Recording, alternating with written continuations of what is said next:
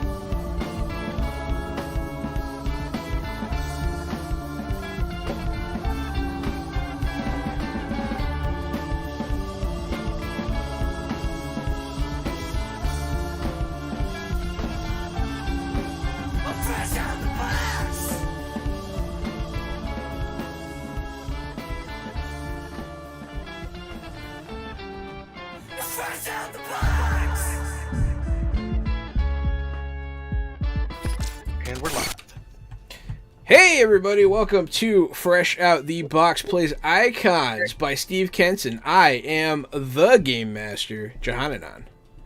I am the co-host Casualty CDG. I'm a retired child crimes and human trafficking detective turned tabletop titan and improv comedian.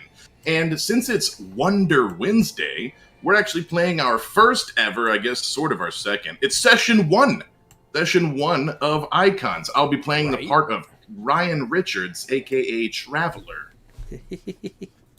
Ryan Richards, love it. And I am 80 Springer, also known as Corbidian. I'm a tabletop role-playing game and video game Twitch streamer. Just came out of a stream of Cyberpunk Red, but now I am gracing you with my ever wonderful presence. No, I'm gracing you with a character, Wolfgang Adendale, the honor-sworn hero from Beyond the Shadow. I am Lambratra, also known as Jordan, and I do a lot of tabletop stuff. I do blogging things. I just do things because I don't know how to sit still. And tonight, I will be Madame Leota Bonet. And my name is Riley Davis, and I'm nobody important, but you can call me Rune. And tonight, I will be playing the part of the Dangerous Duskwing. Hell yeah. Great intros, guys. I like it. You guys are getting good.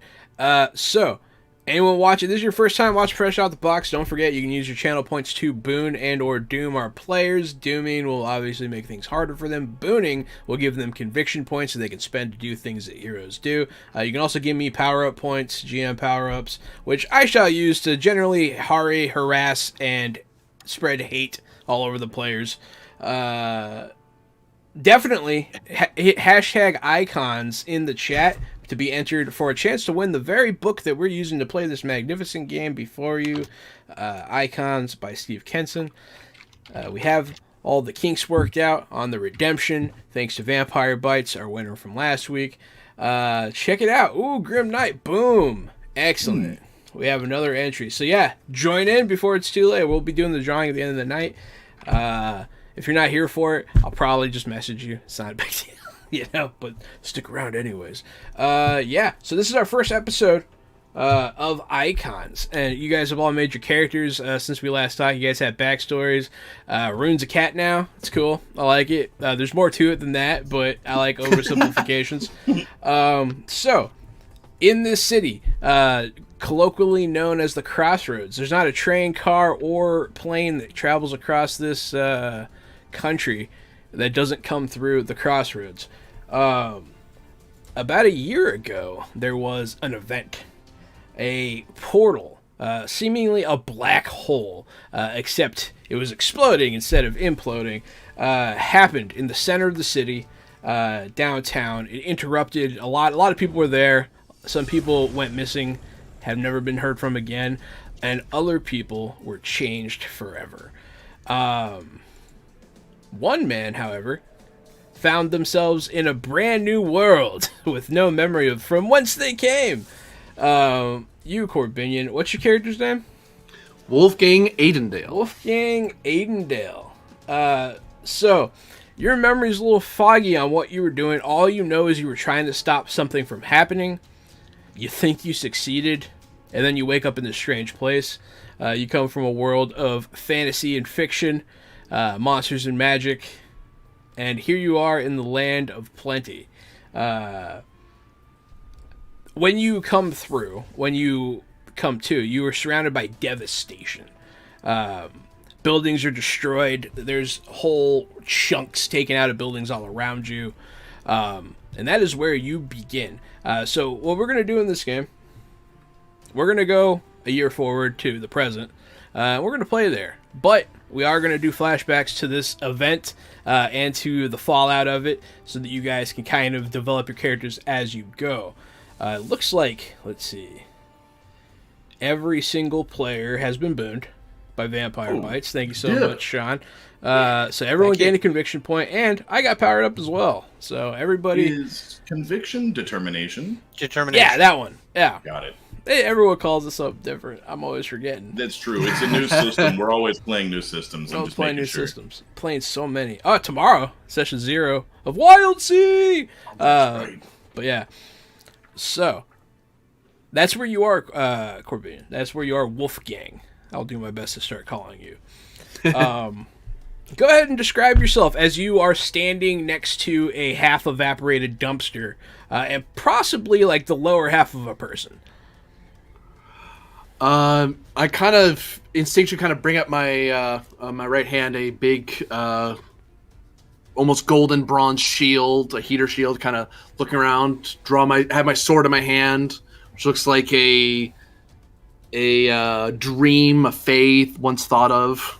Sparkling. The only thing about me that's sparkling is the rest of me is a very dark gray and black color scheme of leather armor, a little hat. I have my backpack on with like a bedroll rolled up behind me. I'm just kind of looking around, just what the hell? And just trying to take in this wild and strange world of steel and glass. And the devastation around me. And then my first instinct kicks in that I start looking to see if there's anyone who needs help. Excellent. Other than the person who is well and truly dead at my feet, which I'm very sad about, but a whole lot I could do about that. It's all right. It was actually half a person before you showed up. It's just weird timing. Yeah, it was just there was a serial killer around, but luckily it looks like he's gonna get away with it. No one's gonna find out. But yeah, so the first thing that's gonna happen, a helicopter's gonna go overhead, immediately showing you that you are in a strange new land. Blake Darcel, I believe, right? Am I saying that right? That is correct. Blake is attending a Death Wish concert. The music is loud. The special effects are fantastic. The pyrotechnics are literally out of this world when the cataclysm arrives.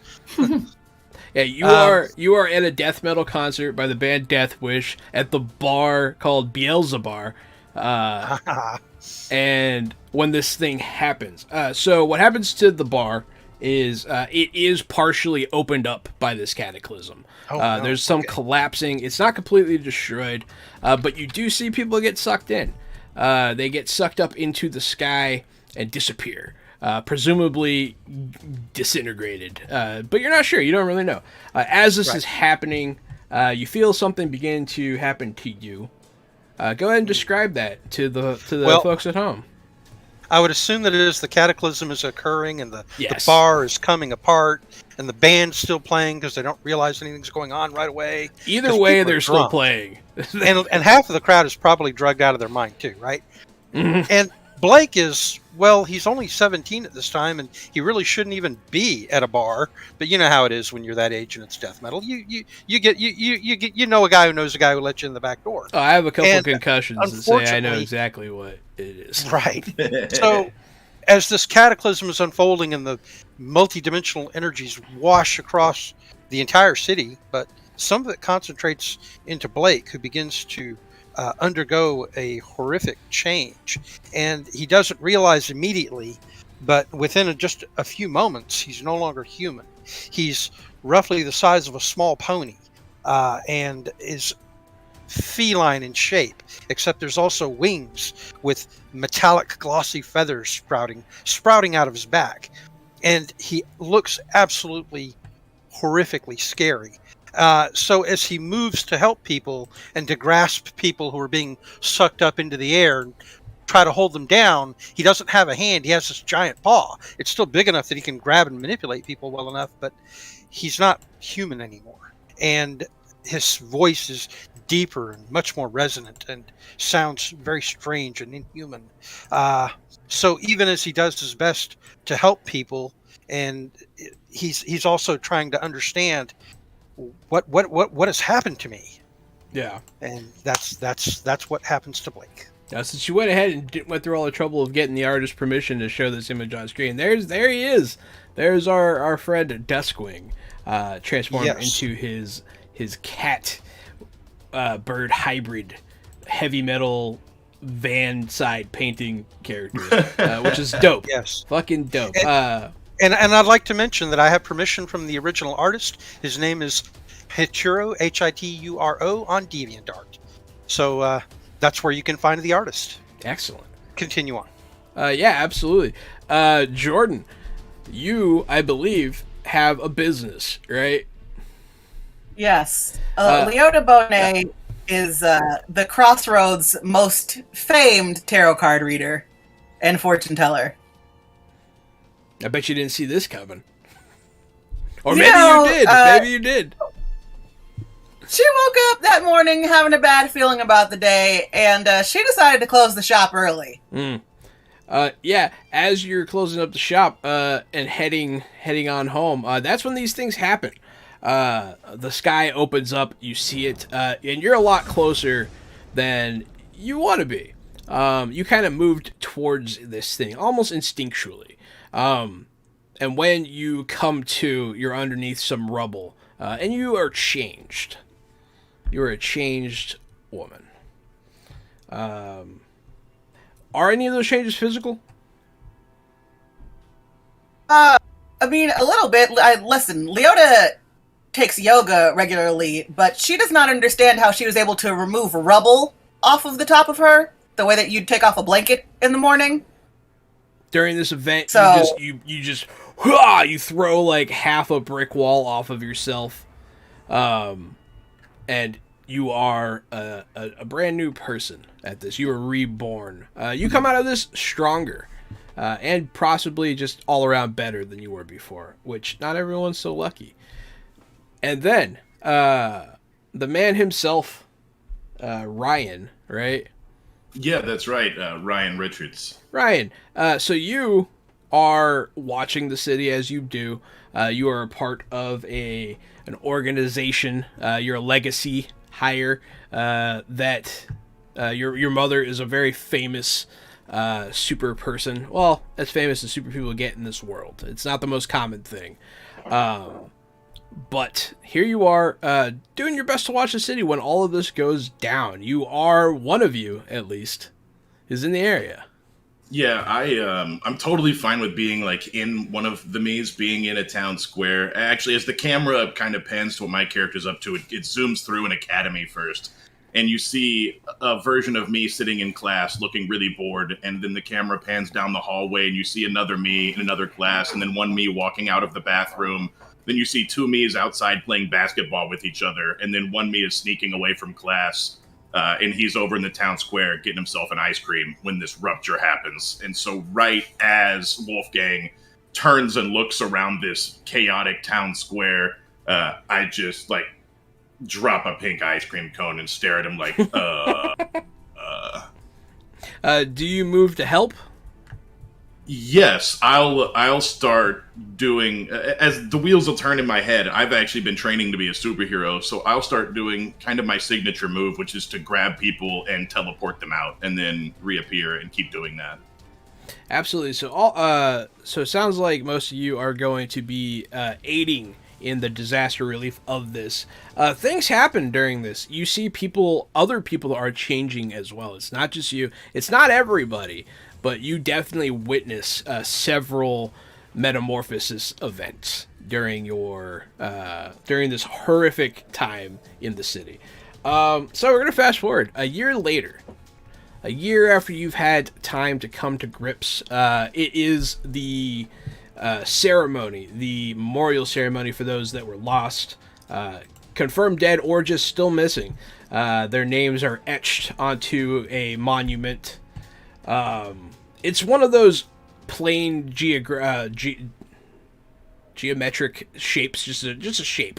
It's like a plinth or a obelisk. It's nothing. There's no person. There's no statue of a person. It's just a slab with names on it, and it's remembering the event.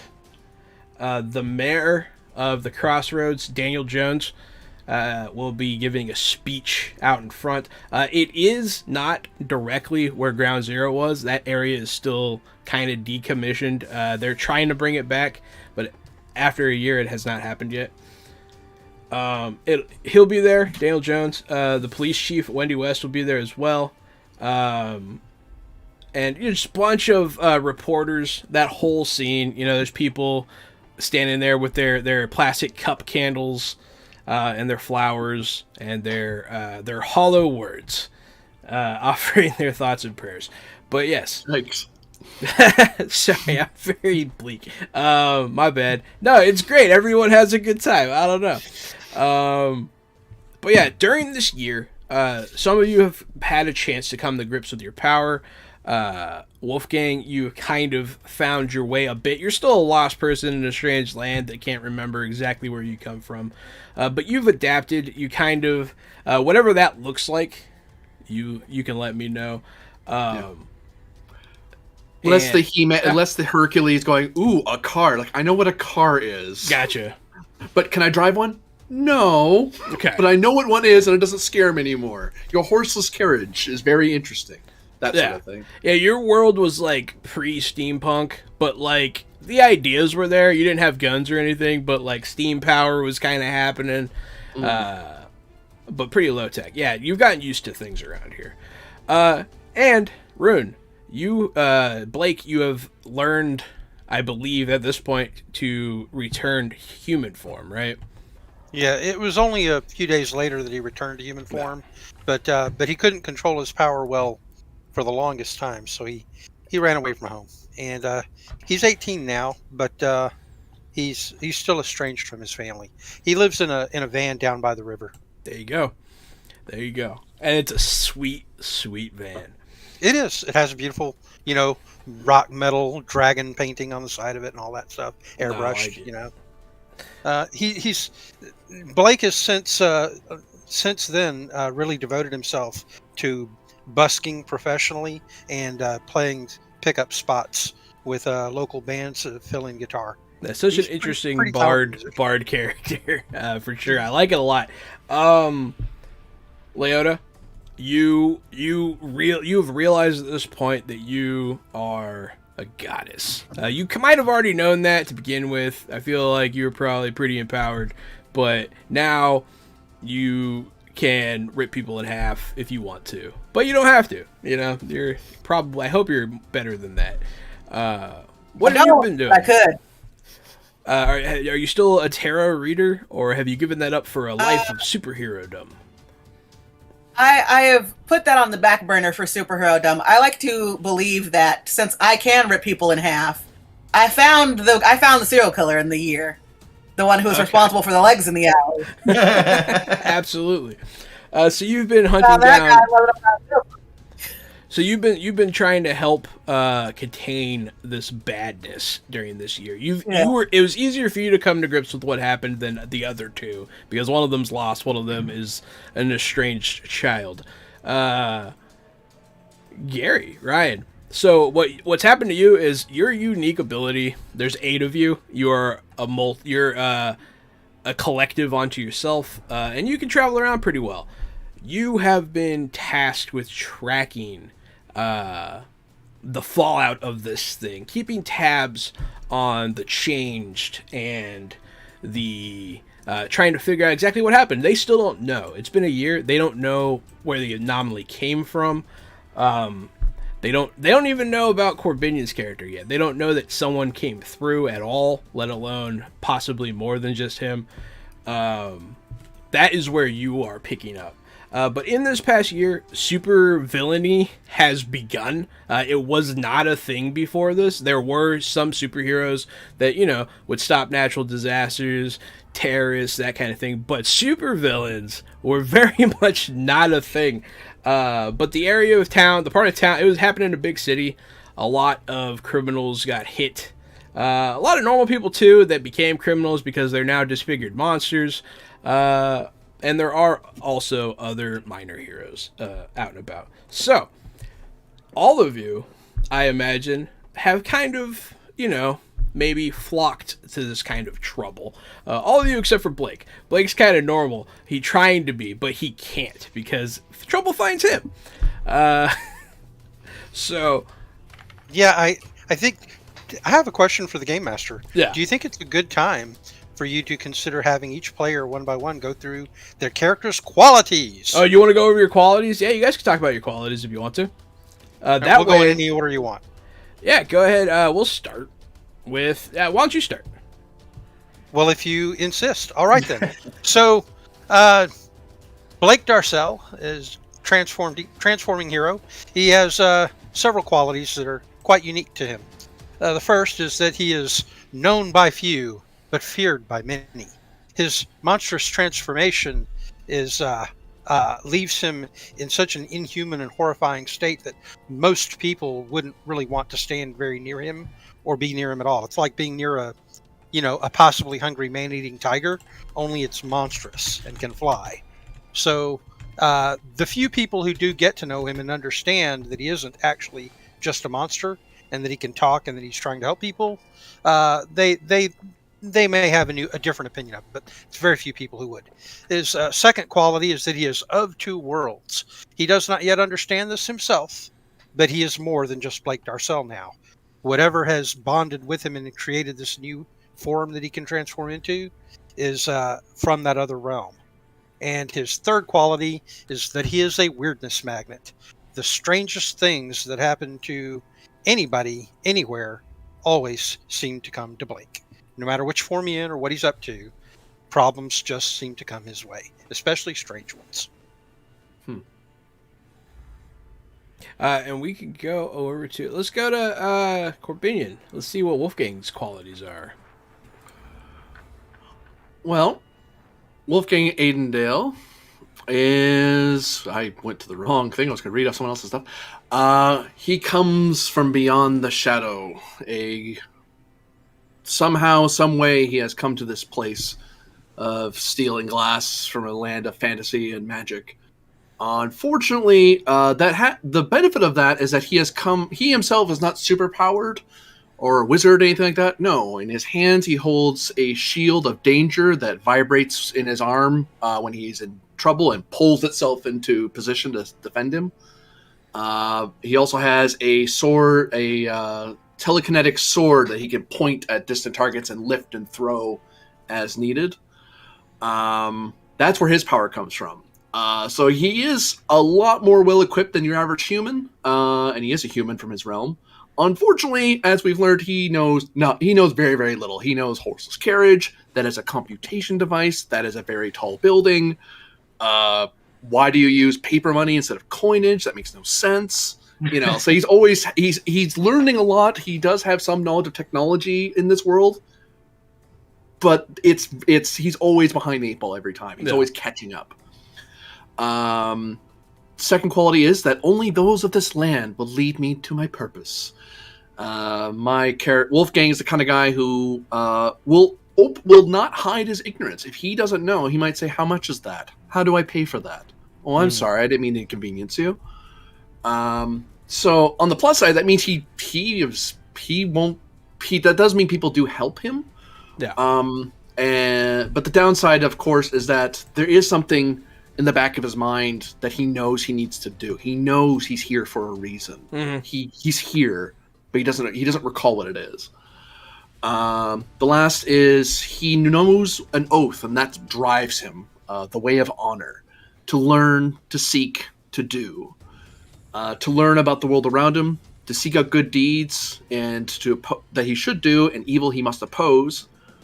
And he must do everything he can to help those, to do something to help those who need help, and fight evil wherever he finds it. That sounds awfully noble. The downside is, there's no sense of scale with this. Yeah. So even if it's like, "Oh, my kitty's up in a tree," fear not. And then he helps with the cat. Or you got it's a bank robbery. Code. Yeah. It's like, "Oh, let's stop a bank robbery." "Okay, I'll do it by myself." No, get help. So he's been basically bouncing from one problem to another in his ignorance. No, that's most excellent. So I love that. Jordan, what are your character's qualities? Leota Bonet, being a tarot reader, believes that everything happens for a reason. This event has happened for a reason. She was given cosmic power for a reason. Everything happens for a reason. And she is very driven to help people, and that's why she spent the year since the event trying to do better and use her powers for the good. Because even in her previous career, she thought that, future telling was a way to attempt to help people sort out their problems in their lives. She also believes that every food can be a sandwich if you try hard enough. Okay. I mean, that's fair.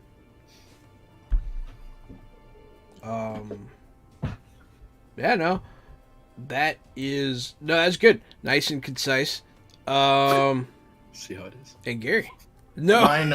It wasn't a jab. My first one for Traveler is everywhere at once. Having 8 duplicates can be a daunting lifestyle. Traveler's used to being in 8 places at once, which means he may be a little preoccupied or downright forgetful. He also might be right where you need him. Infiltration expert, which you can't do with raw power. You might be able to sneak around, so I'm not a face it head on type of guy like Corbinian seems to be. I'd rather go around the back door. And then my last one is related to royalty. Traveler is the nephew of Moonflower, one of the Sentinel Six. This both comes in handy and causes problems frequently for Traveler. Excellent. Just being attached to somebody of that renown, It's, No, it definitely sometimes can you're a have a target. downside. Mhm. That's how you wind up fighting the Joker when you're just robbing. That's exactly right. But yeah, when you say everything can be a sandwich, Jordan, are you gonna try to eat people? Is that? Are you gonna? I said not every food. Every Okay, food. Okay. Sandwich. I was making sure you're not gonna be like eating super villains. Taco is a sandwich. Lasagna, noodles, Okay. something's in the middle of it. Sandwich. I was just making sure you weren't like Matter Eating Boy, who like eats everything, which is funny. Yeah, Matter Eater Lad. Right. yeah, Matter Eater Lad. There you go. So It can turn into body horror real fast, man. it does. It does.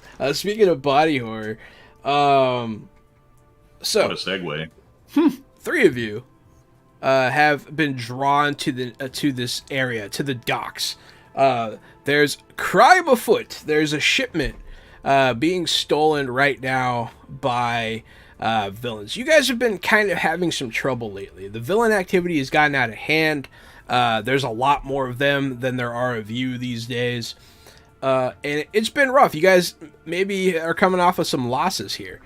But all of you wind up at the docks at the same time, minus Duskwing. Duskwing, you are not here for any sort of crime fighting. You are here because you're in the wrong place at the wrong time, buddy. I'm always in the wrong place at the wrong time. Yeah, you had your tires out. You came to get a replacement. You drove here on your donut. You're at the scrap yard by the docks. And as you're leaving here, you see something interesting. There is a man, a very, very tall man. That's not just a man. This man is wearing a very nice suit, a very like a kingpin style, like white suit. But all parts of this man that are supposed to be a man are not a man at all. They are lobster parts. Oh no! This man has 2 great big claws Is and a lobster's head.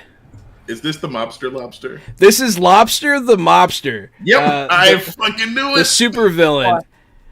And trailing behind him with loot are several men with just, they're regular guys, but they're wearing crab hats. And they are his crab ran goons. Yeah. That's good. That's really good. And just to undercut the silly, like one of them shoots a dock worker in the face like immediately. Like, pow! Like they just have regular guns, like they do normal crime and stuff. They just are crustacean themed. But yeah, they're stealing a shipment of pearls. Because that's what they do. But yeah, so that's what you see, Duskwing. You come around the corner and you're like face to face with these dudes. Okay. I have a question then. Yeah. If I come walking around the corner face to face with all these dudes, and one of them whips out a gun and goes to shoot somebody, Yeah.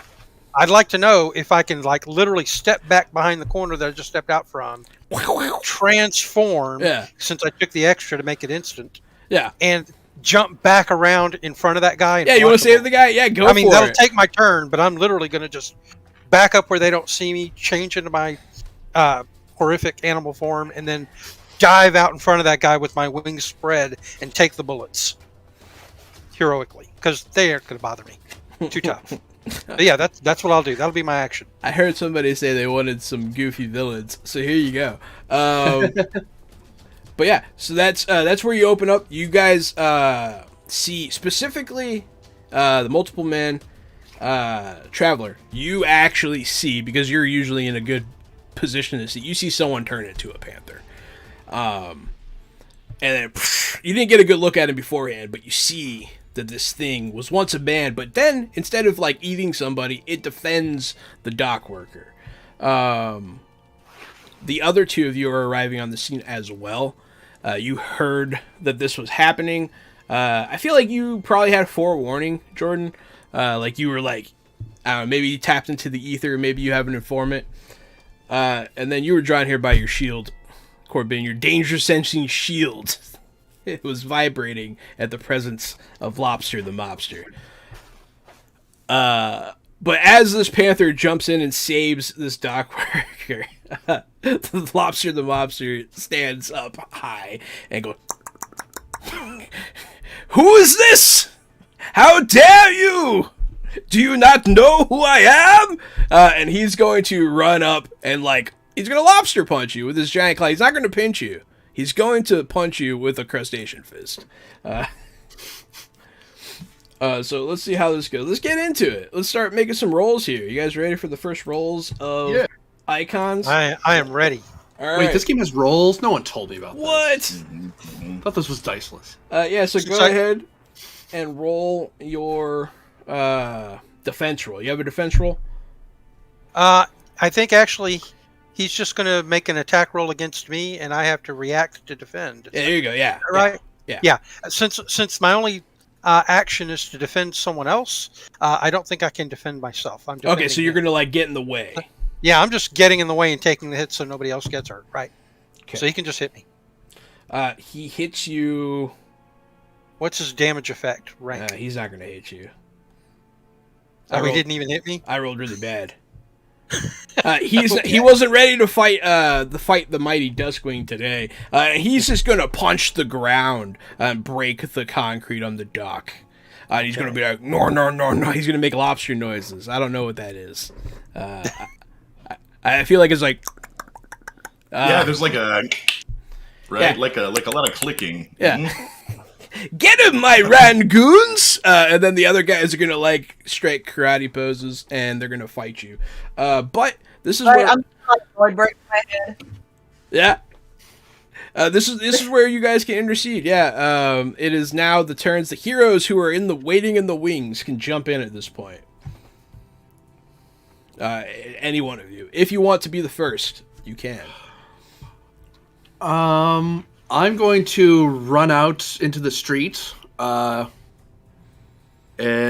yell, "Stop!" And then I point my sword at the guy and try to telekinetically throw him away from the beast. I think he's doing a nice game. thing. I think I love this game. Yeah, go ahead. You know, before you do that, I thought I'd point something out. I just realized whenever I interpose, I actually give him a +2 on his attack roll. So he might still hit me. I'm okay with him having miss. Okay. But yeah, I forgot to mention that. When I interpose, the attacker gets +2 to hit the person interposing. Interesting. Okay. No worries. Go ahead. Yeah, use your telekinesis on him. Yep. How about the power to move you? I love that song. Huge influence on me. I love that song. I'm trying to see if I can actually lift the guy. I effectively have a strength of 5 with my telekinesis. Yes. I don't know if that's enough to throw him. Yeah, probably. I actually there's a benchmark page here that lets you know how much stuff is when it comes to stuff. You know, stuff. Because if I can't lift him, I might And throw thing. something at him. Let's see, you said 5? Yeah. So a level 5 strength or telekinesis is enough to throw a motorcycle. So, yeah, you can probably pick up a dude. So yeah, I'll point it at the bossman there who was attacking the poor beast and try to fling him away into through a window or into a car or something. Excellent. Go ahead and make that roll.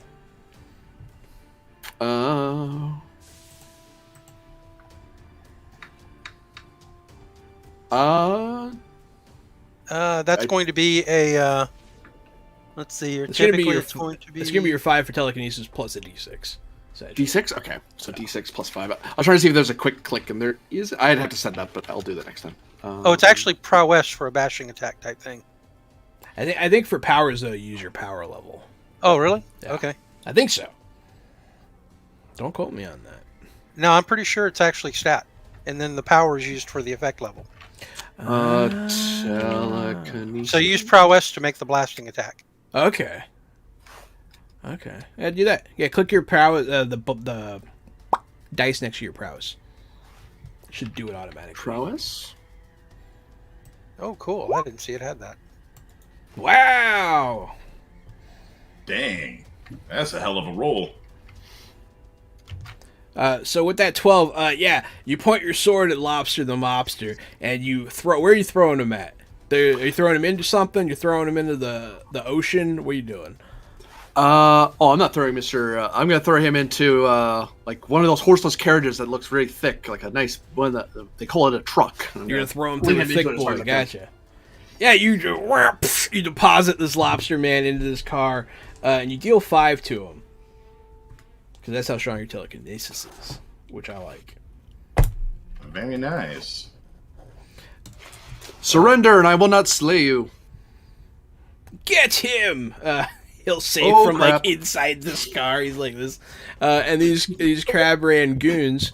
They have guns and stuff. So they're going to. I'm gonna say a couple of them are gonna react to this. We're gonna have them shoot at Corbinian here. Corbinian, you have danger sense though, right? Yep. Can you use that as a reaction to like avoid danger kind of thing? I forget. Danger sense. Bear with us, folks. We're learning. It's our first time. You can use your danger sense level as an ability for reactions to defend against attacks. Boom! Go ahead and do that. Your shield quivers as they point these strange contraptions at you. I also like that you have no frame of reference to know how weird the crab hat guys are. Like, this is as weird as anything else to you. It's another day at the beach. What a city to land in. Well, the question is he going to dodge or is he going to evade or what? I think you're going to try to Dodging? evade. Or block. Well, because it's probably what the shield's doing. Because the shield knows I'm metal. That's bullets. That won't work. It's gonna go. "Ah!" The shield yanks itself, me the inside. shield itself's going to react. So go ahead and roll that d6. And the way it works is there are success levels here. So they're going to roll against you, though. It's the power of danger sense what kicks in. So 4. So 8. 8 minus what I got, which is a mystery number, which I enjoy. I like mystery numbers. There we go, henchman. Boom. That's going to be prowess for them to shoot. Fair enough. Yeah, so they both start shooting, and your shield's like, ping, ping, ping, like, it's like pulling you out of the way of bullets, and it's like putting itself in front of them, and you successfully do not get shot, which is fun, because you got Aha! I meant to a do that. moderate success on both of those, essentially.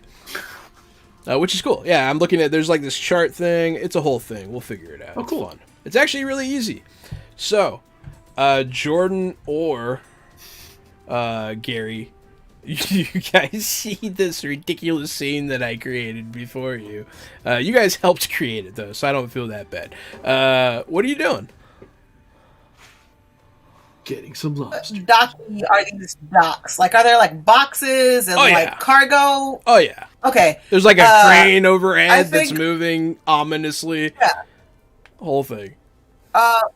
With Leota's telekinesis of 6, I Mm-hmm. want to throw some cargo at the Rangoons.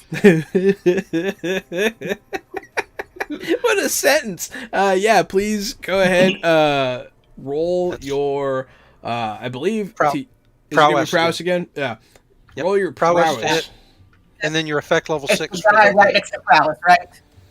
Yeah, 1d6 plus your prowess, essentially. Yeah. And then they're going to try and evade. Which they don't have a lot going on with that, so they're probably not going to. Because they're little mook boys. They're just mooks. Or goons, if you will. Wow, that dice likes... Oh, wow, that dice has only rolled once today. That's fun. I'm going to put this one... Oh, no. I'm going to put this one over here. I'm going to set it aside. So... Put it in I like jail. that one. So you throw these boxes at these two Rangoons that are trying to point their guns at Shield Boy. and the panther. And they both look up at the boxes you're throwing, and they jump into each other, and then boom, the box crashes into them. And you said 6, right? You said your telekinesis is 6. Yeah, they are both down. Yeah.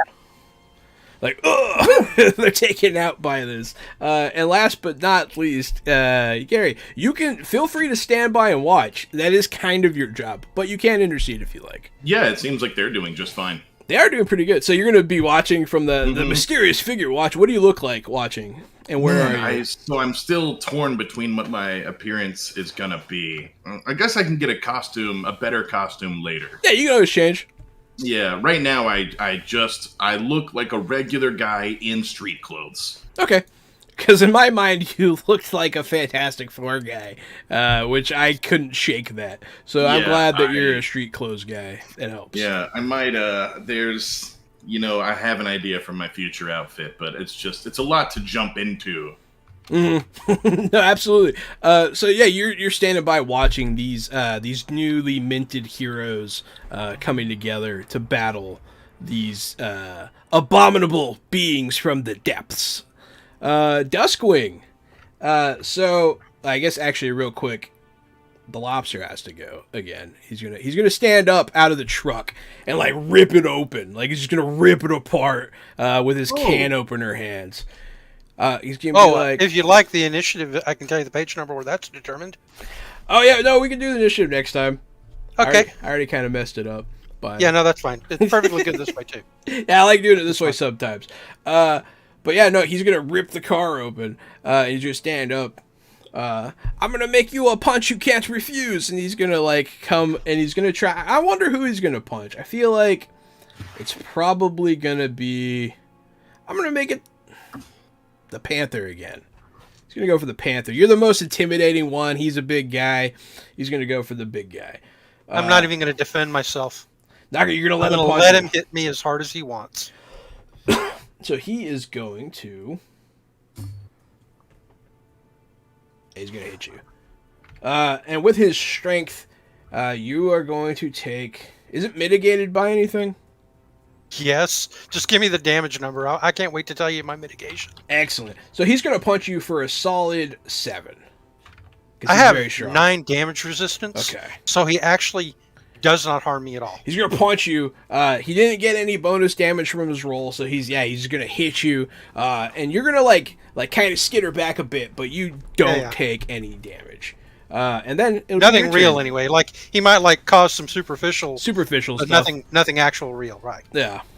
Hopefully you're not allergic to shellfish. And he's gonna hit you. Go ahead. Take your turn, Duskwing.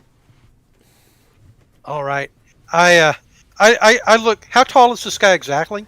He's like exactly probably about 8'5".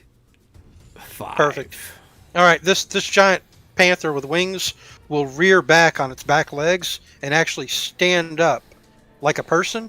And I'm just shy of 10 feet tall. Oh, nice. When I do this, so I rear back up over him and I look down on him, and I just say menacingly, "You look like you taste real good with butter." And then I come swiping down on it, and I try to like basically slam him down into the ground with my massive paw. Absolutely. And stand on him as my attack. So let me make my attack roll with prowess. I don't know if that worked, so let's see if that came through. That's a 7. Like a total, a roll of 7 to hit. So it's minus minus your damage reduction, which is yours higher. So you do 7. Well, if I hit him, I got. If you hit him, you do the damage differently. Yeah, that's right. Yes. So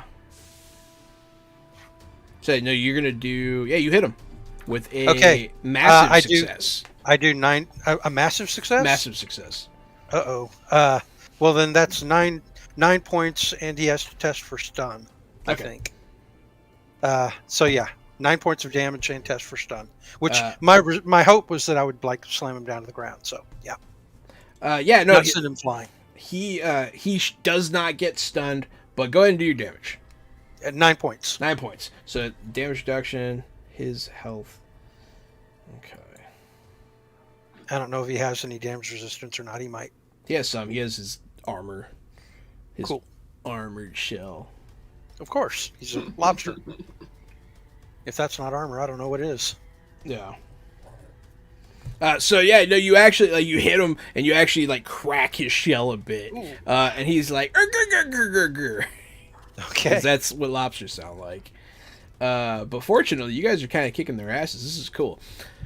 The Rangoons are kind of stunned. They step back a bit. They're gonna go after Corbinian. Go ahead, Wolfgang.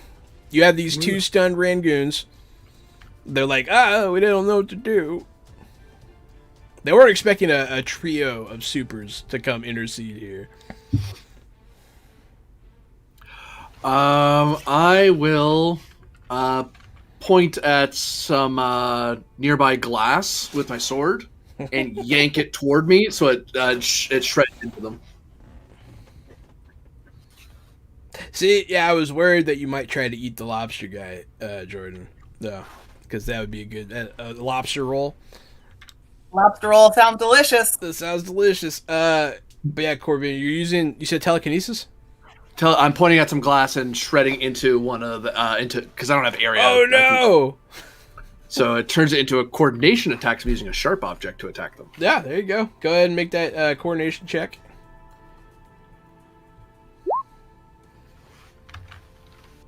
Oh, they're gonna try and get out of the way of this glass storm, but with an 11, I don't think they're gonna, because they're just mooks. Why would you? Oh, they rolled really good. So with that, damn, you still get a moderate success. So you still hit them both. What's your so your damage is your telekinesis power? Yeah, 5. Just 5. Okay. Since you're using it on glass, yeah, they're gonna get carved up pretty bad. So you shred them, and they're like all bleeding and stuff. They're not like down or dead, but like I'm gonna make them make willpower rolls here. See if they do okay. One of them straight like is like It's like I never wanted to be a crab anyway, and he like runs away like sideways. Nah, he runs normal. But he does. One of them runs. The other one's like, "Where you going?" And he's like bleeding out of his like Armani suit. And then he's gonna like point a gun at I guess you, because you're throwing glass at people, man. That's not very nice. Go ahead and use your danger sense to mitigate my roll here.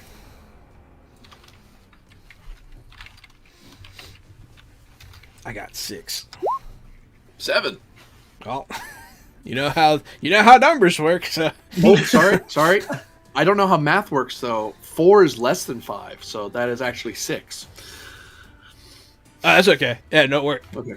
Good. That's still it ties. Yeah, on a 0. Okay. On a 0, so it is a marginal success, which means I guess he does kind of hit you a little bit, but it also could mean that he fails. And I think it's funnier for this lame ass guy to just like shoot your shield a bunch, and he almost gets you, man. Like you're like you're hiding, but you know this guy's just a nobody. Go ahead, Bertra. Sorry, Leota. I'd like to just try and sucker punch this guy, honestly. Yeah, you're gonna go punch. You're gonna run up and punch Lobster the Mobster, or the Rangoon. There's one Rangoon left, and then they're both. Yeah, they're both really hurt. Either way, it's gonna be funny.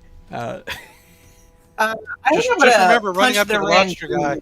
Yeah, running up to the lobster guy means running up to the giant monster too. Yeah, exactly. Yeah, I think that the lobster guy is too occupied with this very tall big cat with wings. So I'm gonna just run up and punch the random. Go ahead, punch this random. I hate myself for making this a thing. My puns have gotten out of hand. A 10. I'm gonna roll just in case, but. I'm sorry, but the Rangoons is inspired. You like love it? it. Okay, good. Yeah. I appreciate that. You got a moderate success, which means you do hit.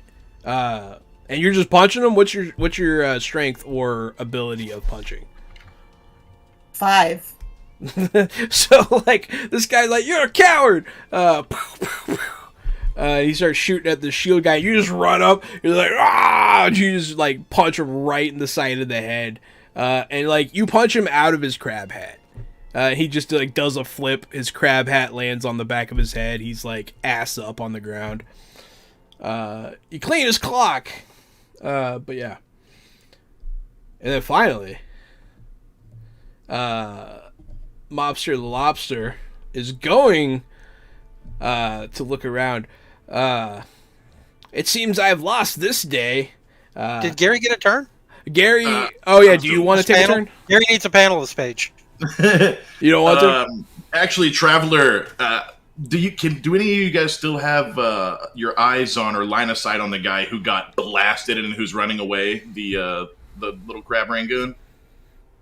If anybody's Probably. watching him or paying attention to him, you'll see a figure step out and be like, "Wait!" and grab onto his shoulders, and then they both vanish.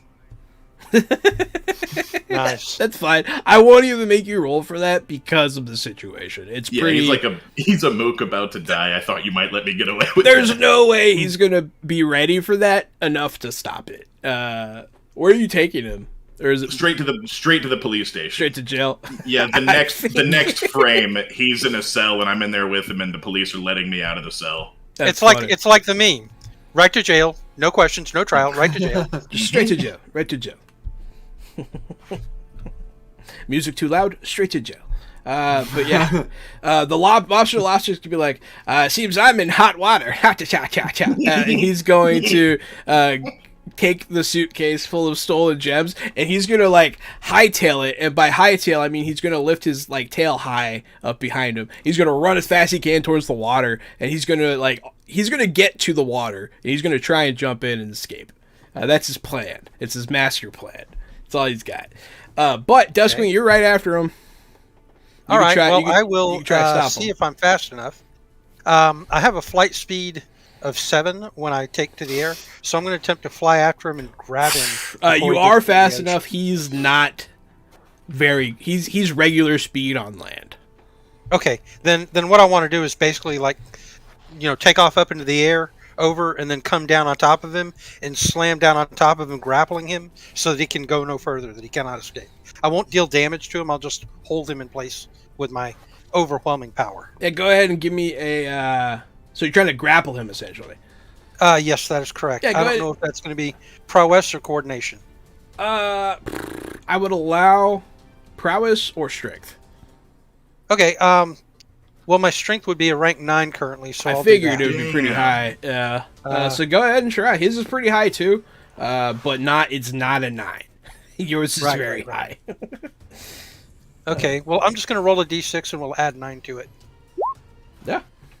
That's I 10. rolled a 1, so that gives me an effect of 10 for the grapple. So he got a total of 8. Yes. Which gives you 2, 2 points over. which is Yeah. a moderate success, which means you do grab him. Okay, good. That's all I wanted to do. Yeah, you grab him, you pull him Nothing back much. from the ledge, and he's like, "Oh no, I'm cooked." Are you gonna do anything further? Is anyone gonna like murder this guy? Do I need to like? No. Okay, cool. So at that, we can end this little combat. He's making snarky remarks about butter and that kind of punology. But yeah, you guys have successfully captured this person. Do you guys stick around for the cops? Does everyone stick around? Do some of you stick around? What's the deal? Well, I have to hold this guy still, so I normally would fly away, but since I'm holding him, I have to stay. So I'll stay there on top of the guy, like pinning him to the ground, sort of. Absolutely. I turn my sword around and sheath it, and then sneak. I sneak away into an alleyway as quickly as I can. I think I definitely love this game. This is hilarious. I'm having a lot of fun. Jordan, what you doing? I'm walking off into the sunset. I'm not sticking around for the police. Not sticking around for the police. Excellent. So, Hey, where are you all going? With my deep resonant feline. Where voice, are which you going? Unfortunately, I can't do nearly as well. I'll need like a voice modulator or whatever. Where are you going? that's as deep as I can go, I think. I actually would spare a glance behind me because I don't feel the shield rattling when you yell at me, and I just kind of glance, and I spend a half second thinking, and then I keep going. During Like, this, you did make me stop.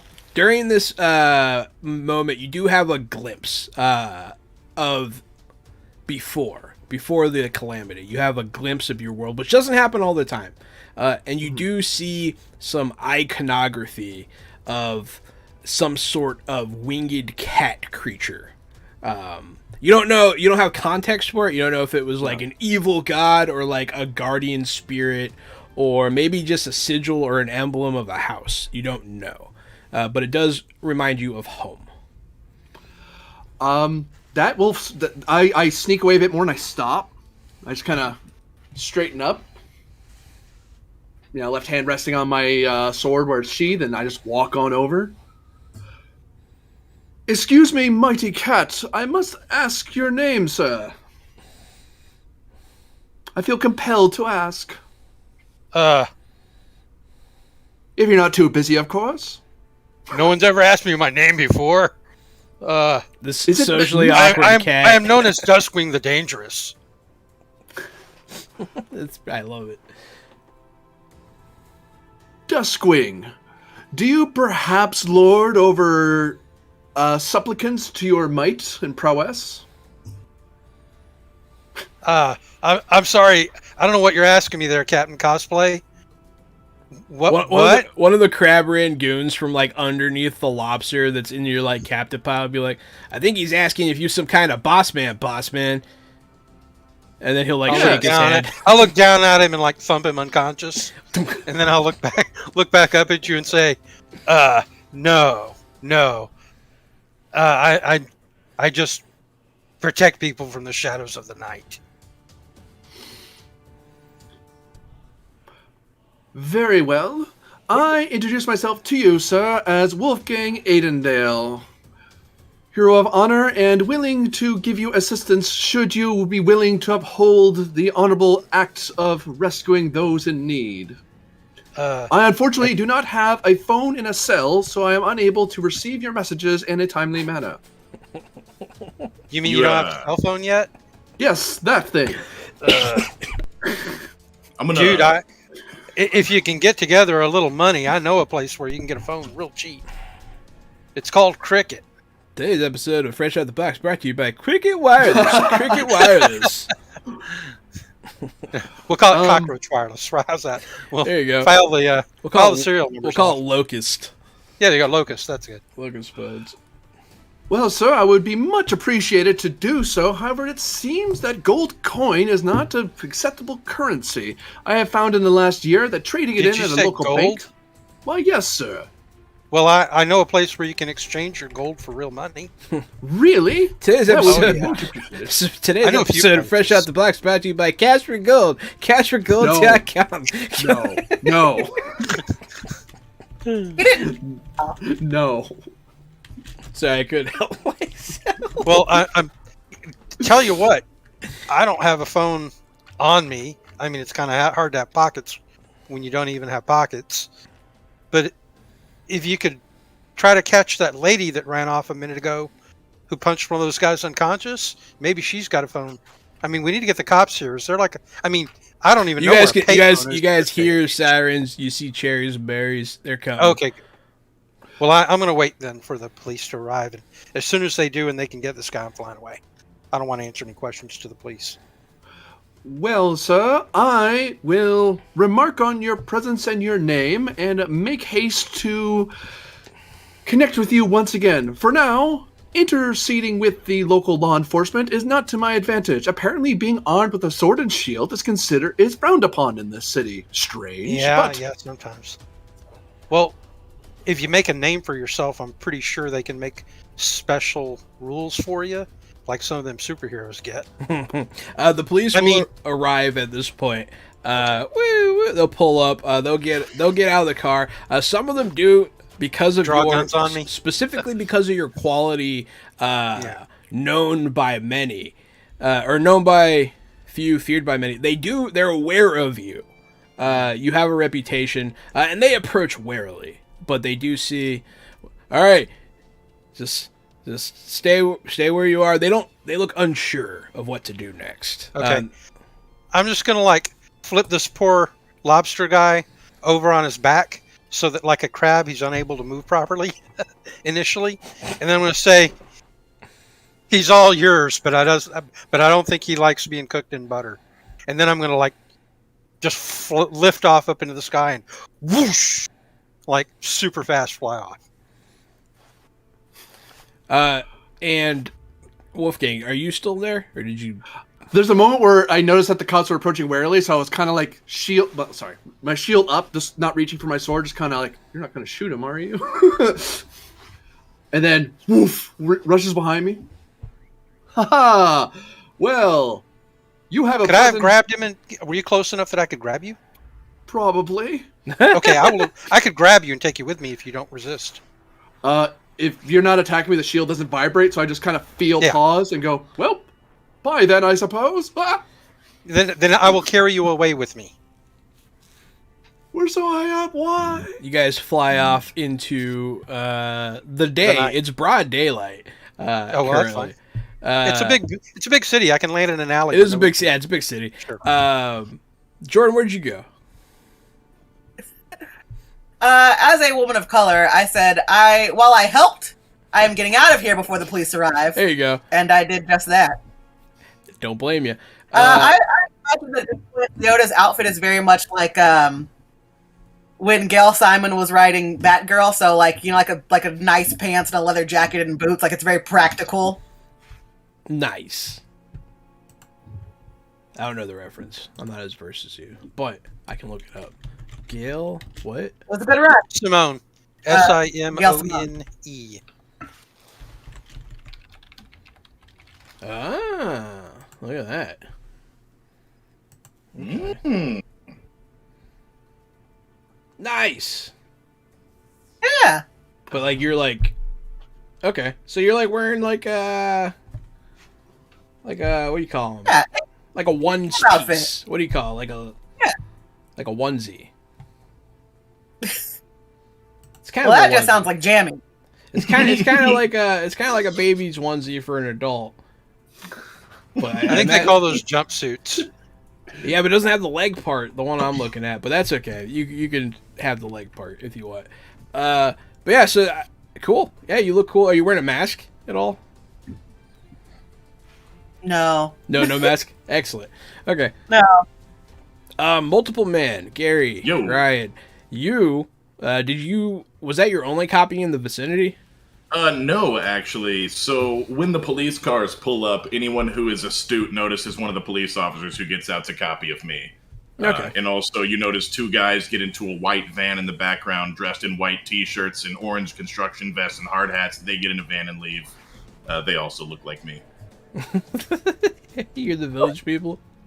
Yeah, I was thinking that, those are some pretty good costumes. I might just dress like the village people. That's pretty funny. It doesn't make sense unless you're all together. Are you pursuing these people? You are familiar with some of their exploits at this point. You've been keeping tabs. Yes, I'm definitely pursuing these people. Just all the different me's are leaving the area in different ways in different costumes. Okay. That's really funny to visualize. It's fun to stay at the... Man, one of them gets in the car and that's playing. I would lose it. But we don't have the rights, so we can't sing it. So, in this alleyway where Duskwing lands... not far away. What are you doing? Well, I land and I place him down gently and say, "Sorry, but you mentioned you didn't want to deal with the cops. I understand." I appreciate it, sir. Like I said, I'm just called Duskwing the Dangerous, but Duskwing is fine. Sir Duskwing. I tell you what, right out of this alley over there, and hang a left. There's a a pawn shop called Louis. You go in there, you can trade your gold for money, and after you're done with that, you can come back to the alley, and I will fly to another alley outside of a street where you can go into a store to get a cell phone. Your assistance is laudable, and I appreciate all that you offer. I will be right back. I guess I'll be right here. While he's gone, like as he walks out and steps out of the alley, I'm going to begin spending the entire page after that, trying to use my magic. You'd be like doing magic tricks. Yeah, well, no, not magic tricks. I'm actually going to cast a spell to transform myself into a small black cat. Ah, nice. And how does that work exactly? Do you have to roll something? Well, what it is I can choose a power in the book and pick a rank that I want it to be at, and then I make a roll with my magic attribute against a difficulty equal to that power rank. So I assume transforming into a cat would be like a rank 1 or 2 alternate form because it's not a powerful animal. Yeah, and then I make a test against that, which means basically the easier the thing that I'm doing with my magic, the easier it is to cast. The harder it is, or the more powerful the magic, the more difficult it is to make the roll. I'm glad one of you has magic. Go ahead and make your roll. Let's see if you turn into a cat. What's the difficulty going to be? Because you get to pick 2. What difficulty it is for me to turn into a cat. It's gonna be 2. Okay, then. I feel like a regular ass cat probably a 2. Fair enough. Okay. Then in that before. case, I roll my magic attribute, which is rank 7, against a difficulty of 2. I think you're gonna get it. You roll a d6 plus 2, and I roll a d6 plus my 7. 4. 4 is less than 7. Okay, well I have an 8 result. So that means you got a moderate success, so you are a cat. Okay, I transform into a small black cat and wait for him to return. But that way I'm not like attracting attention. That's all I'm thinking.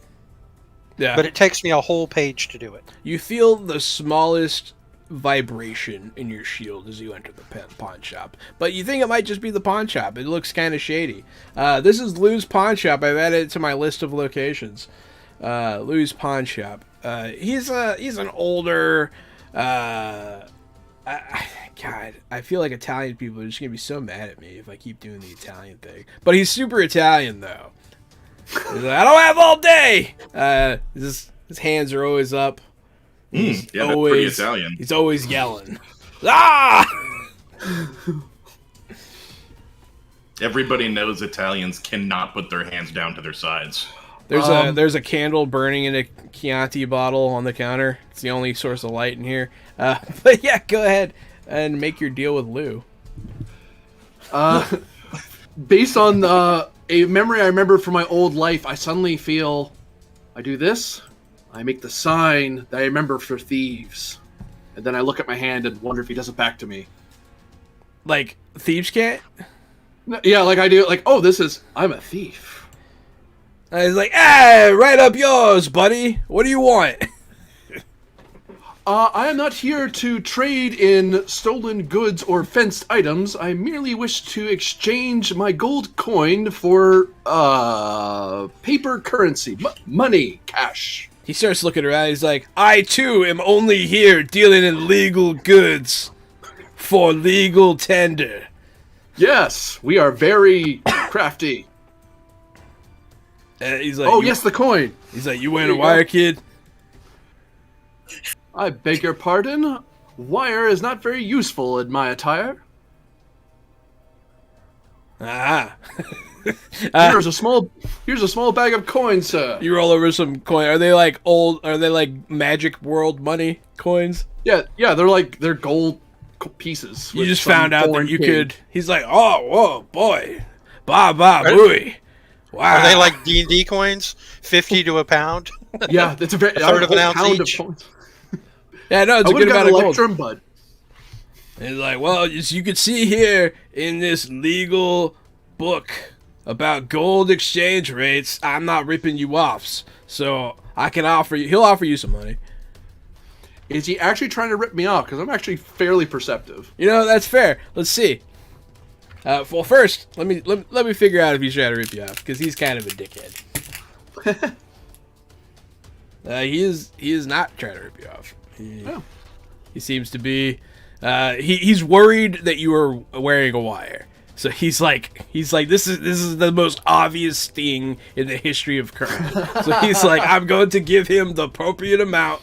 So he'll slide you over a stack of cash. That seems right. All right. I take the cash. Yes. Very good. I would like to purchase a wallet from you, as I don't think this cash will mint in the pouch. I flap the paper money. Yeah, pal. Go pick one off of that shelf over there. Let's see. That is $5. So that's this one. Yes. Yeah.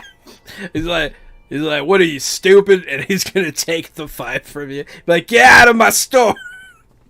Come back if you got any more of this Lord of the Rings crap. And he'll cough. Oh, those are coins, not rings, sir. And I stuff the money into the wallet and put it into my little adventurer's pouch and walk out to the alleyway. He's gonna be shaking his head at you. So with that being done, I imagine you're gonna go buy a phone at Locust Wireless, right? That your end goal here.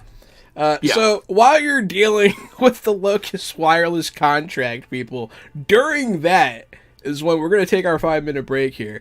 Thank you so much, everyone, for watching so far. This has been really fun. This is Icons from Steve Kenson, a great game. Don't forget to enter our giveaway with hashtag Icons for your chance to win a copy, a digital copy of this book. So we will be right back.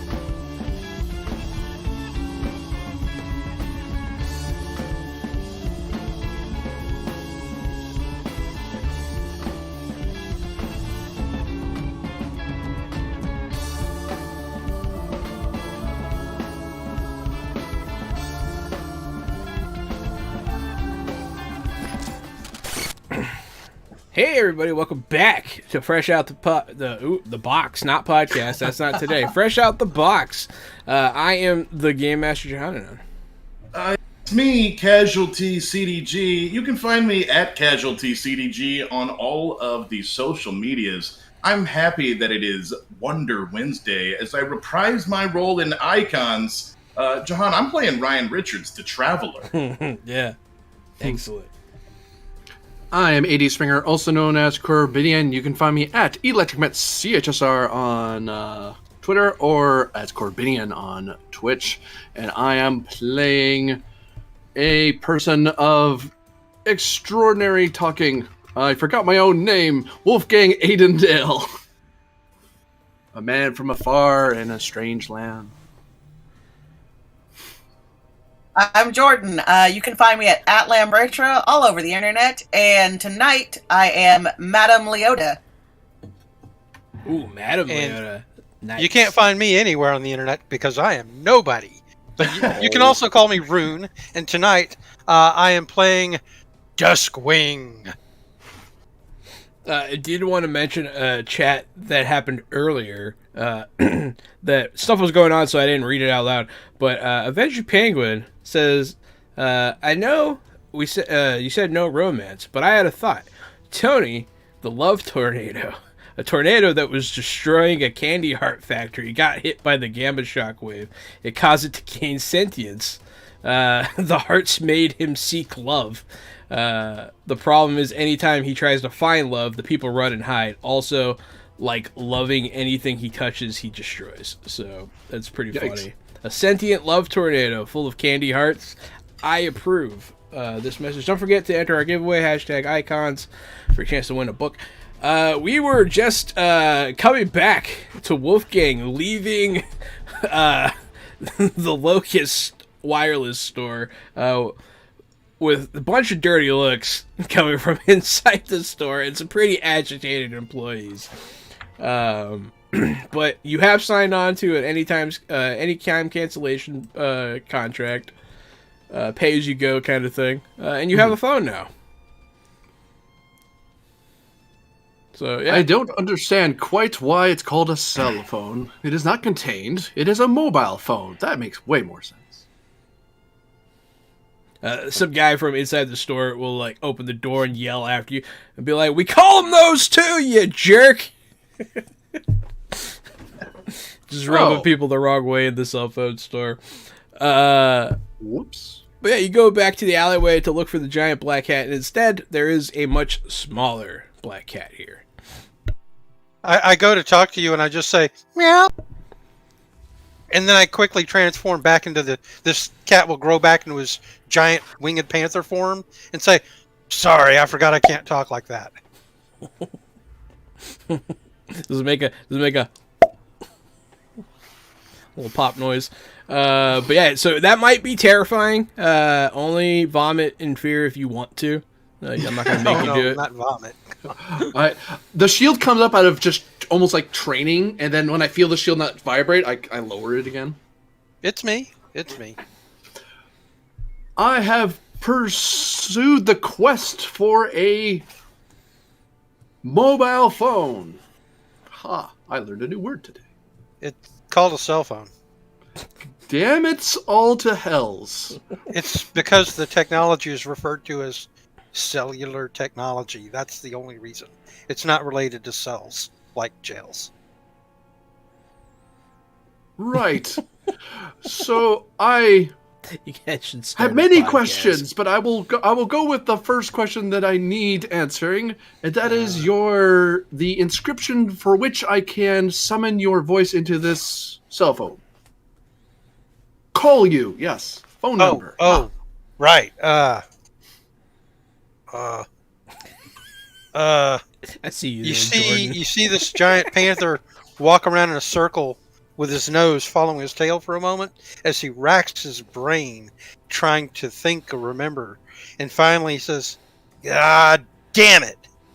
Okay, can you keep a secret, man?" Yes, but I cannot lie, sir. Can you keep your mouth shut and tell nobody what you see? If I ask you real nice?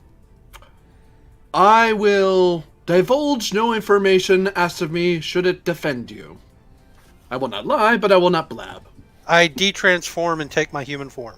I turn into the 18-year-old, long-haired, runaway teenager whose real name is Blake Darcel. I turn into Blake Darcel. Blake is wearing a black leather jacket with a black t-shirt and ripped, shredded blue jeans. He looks like a classic cross between a metalhead and a goth.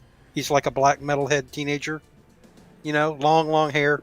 And when I transform back, my clothes are on me like they become part of my transformation because it's apparently magical. And I'll fish in my jacket pocket and take out my own cell phone and begin playing with it, and finally I give you my digits. Like I have to look at them to remember them. He had to untransform because he doesn't know his cell phone number. It's funny. I can't remember it. No, that's excellent. Anyway, yeah. I pull it out and I get their numbers.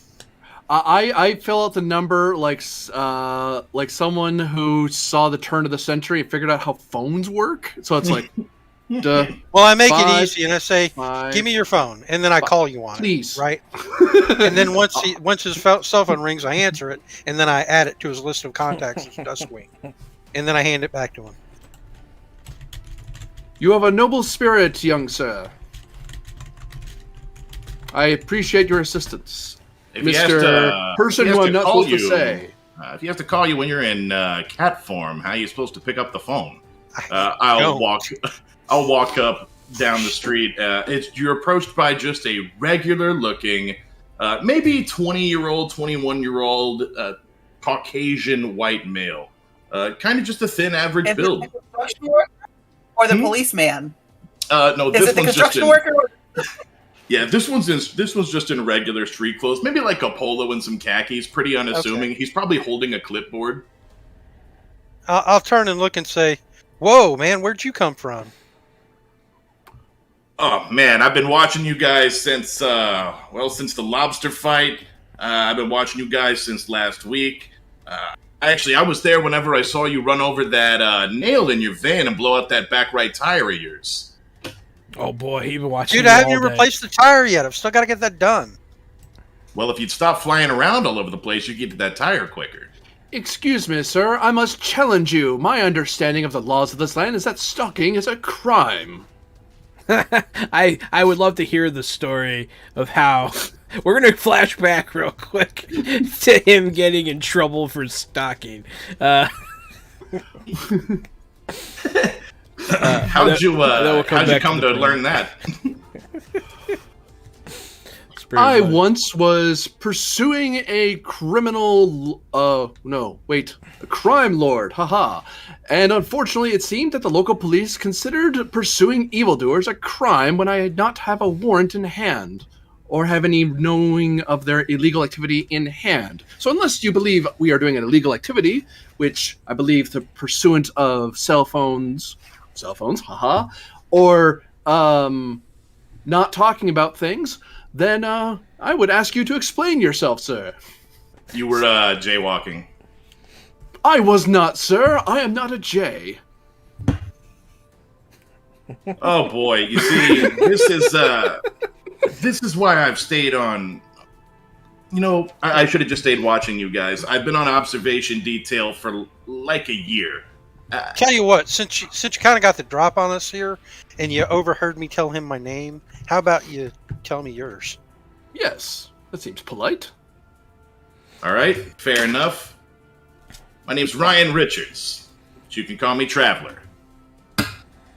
Okay, will my character have heard of Traveler, or have heard of his mother?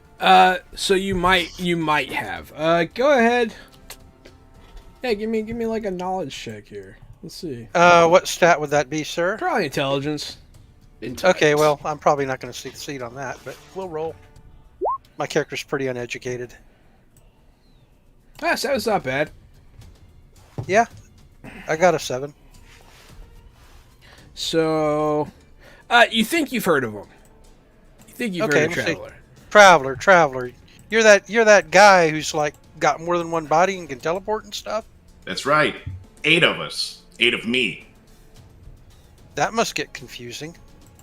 It used to be confusing, and then I realized that there's really not much you can do besides try to take in what 8 surroundings around you are going on. It's kind of hard for me to think about what's coming up next or what just happened, but living in the here and now for 8 people is enough. Okay. Well, okay. What do you plan to do with this information? And I try to think back and realize I don't think I probably said my last name out loud. I just typed that into his phone number. So all he knows is my name's Blake. As you must be well aware that we can't let giant magic black flying panthers just run around town playing vigilante as they see. Also, you, Sir Wolfgang, noble knight from other world, you too can't run around and just put your version of justice in this world. There are institutions at hand that can help people like you find a way to fit in and be more helpful. We have determined that neither of you have villainous tendencies.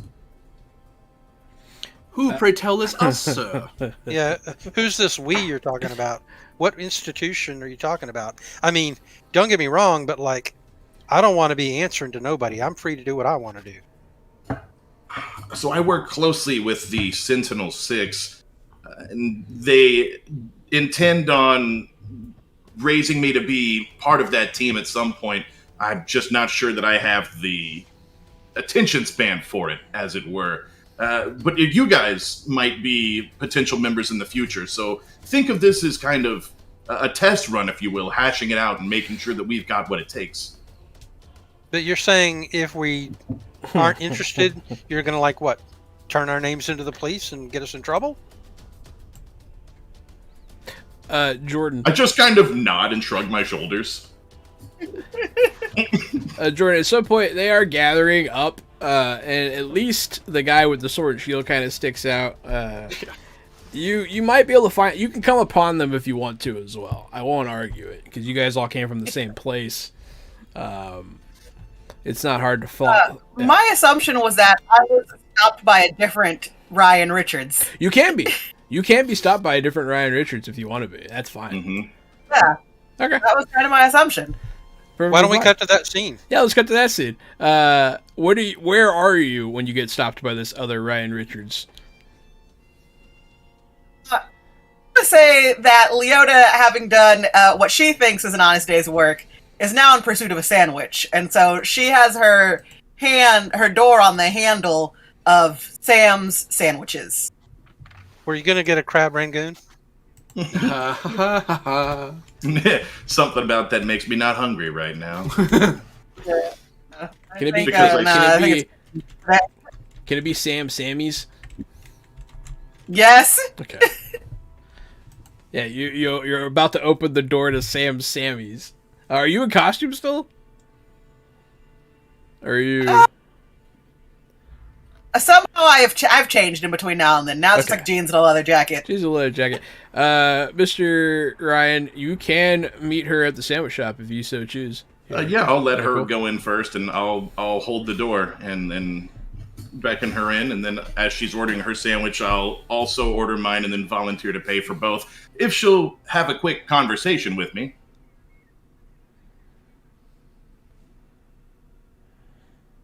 To what point and purpose, sir? Maybe we should talk over there, and I signal to like a kind of a quiet corner of the restaurant and say, it's about the lobster. Oh, you guys want the lobster? The guy will point at the sign and be like, lobsters is special. No lobster today. No, thank you.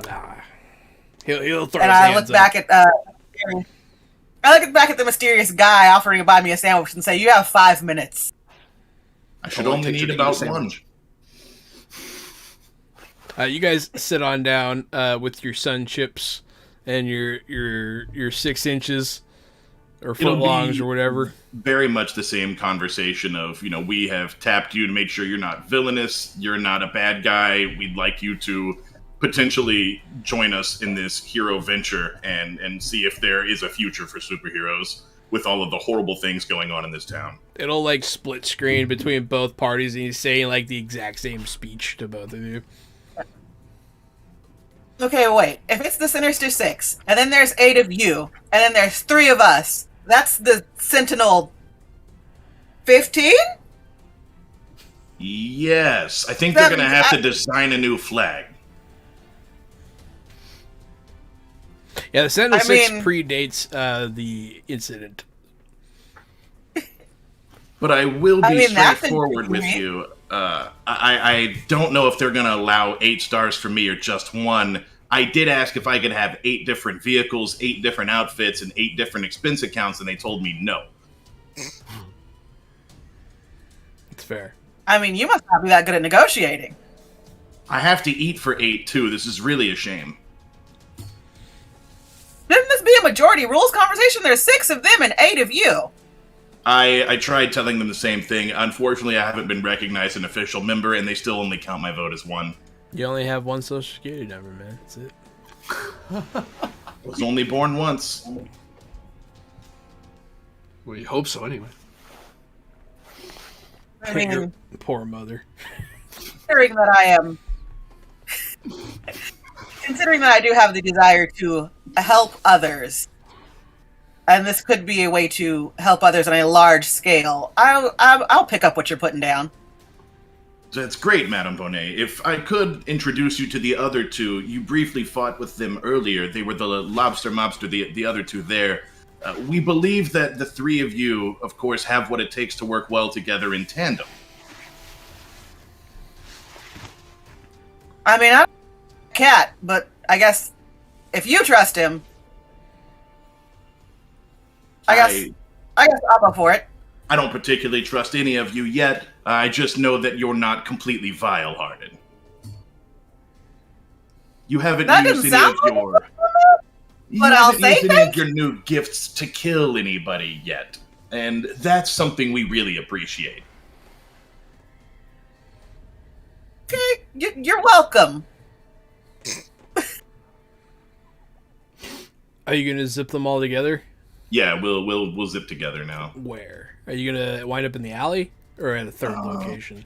I think the alley is a weird place to just stand around and Or are you gonna talk. freak out the sandwich people? Yeah, maybe we freak out the sandwich people and sit in like the party room in the back. Well, this is the... So all of you are now at Sammy's Sandwiches. Sammy's. Okay, when we're on the way in, I'm going to look back at the guy and say, "You're footing the bill, right, buddy?" You were never on your way in. Yep. You go from the alleyway directly inside. Oh, okay. So he just teleports us. He there. does. He like, and you guys are there. Luckily, the guy's making sandwiches. He's like, I'm gonna have to make some more bread. That's the only Okay, I'll accent I still can turn. do today. Remember, my character is a weirdness magnet, so I'm used to weird shit happening to me all the time for the last year. So I'm just going to turn to you, and I'm going to go, "You're footing the bill for this sandwich, right?" Which one of you did I tell that I'm not getting 8 expense accounts to? I swear it's already It wasn't slipped my me. mind. I don't know what you're talking about. Yeah, well, I'm not buying your sandwich. I already bought her sandwich, and if anyone's going to buy you one, it can be her. Do not worry, young sir. I will foot the bill for your sandwich. Thanks, man. Appreciate it. As much as I want to make things happen more, like move things along, I really want to hear this sandwich order, man. So go ahead. Okay. Go ahead and order your sandwich there. I'm going to order a foot-long roast beef. And then I want to hear the Magic Man communicate with this delicatessen owner real quick here. Noble sir, I want as much meat and cheese as you can pack between 2 bits of bread for this much. And I hold the 20. That's what I should have ordered. That'll buy a pretty good amount of sandwich there, young man. He'll start. Don't worry, I intend to share. He'll start putting some meat down. And he'll start building. It'll be like one person making the vase from Ghost by themselves. Like it's like way too sexual. Like he's like enjoying, like he's like slapping it down, like shot to the heart. There's like music playing. It's like because you asked for the work sandwich, so he's gonna give you the works, and you get this Musical montage. It's like this, yeah. It's like a big old you get a party sub to yourself. Slow-mo montage of peeling the paper off the back of a cheese. Oh, God. And then like like he throws it down. Yeah. And then there's your sandwich. You got your sandwich. I wanted to hear you do it. It was fun for me. So, And a cup of water. I best not see you put any soda in that cup of water. But yeah, so you guys go to the back party room. And you guys are having a little sandwich party while you discuss your future as a group of individuals. Feel free to grab what you like. I have, unfortunately, ordered way too much. I think I meant to give him a tenner. I will help you with that. Thank you. I didn't have lunch today. Thank you. Or yesterday. So yeah, what is it that you guys? What's your itinerary? What are you guys going to talk about here? You guys are forming. It sounds like you guys are moving on to the forming of a super group here. Am I correct? Looks like. So Yeah, I'm gonna gotta start somewhere. my character's pretty dull-witted, but eventually I will like to bring up one thing that's on my mind when you mentioned the Sentinel 6. At some point, I'm going to say, so let me get this straight. You're not asking us to actually like join the Sentinel 6, just like they haven't asked you to be. Yeah, you laugh at me when I say that, right? Just like you're not in the Sentinel 6. No, But rather, no. they're keeping tabs on us, and they figured out we're not deadly. So maybe they can help us get started as a junior team. Is that what the goal is here?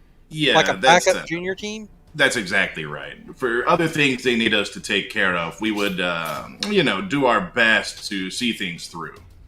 Excuse me, sir. It is quite rude not to introduce a lady in the room. Would like to know her name, if you would please. Or if you wish to share it. It is not of me to presume, but I think he's being quite rude to you now. He's gonna so sorry. milady you. That's hilarious. Yeah, go for it.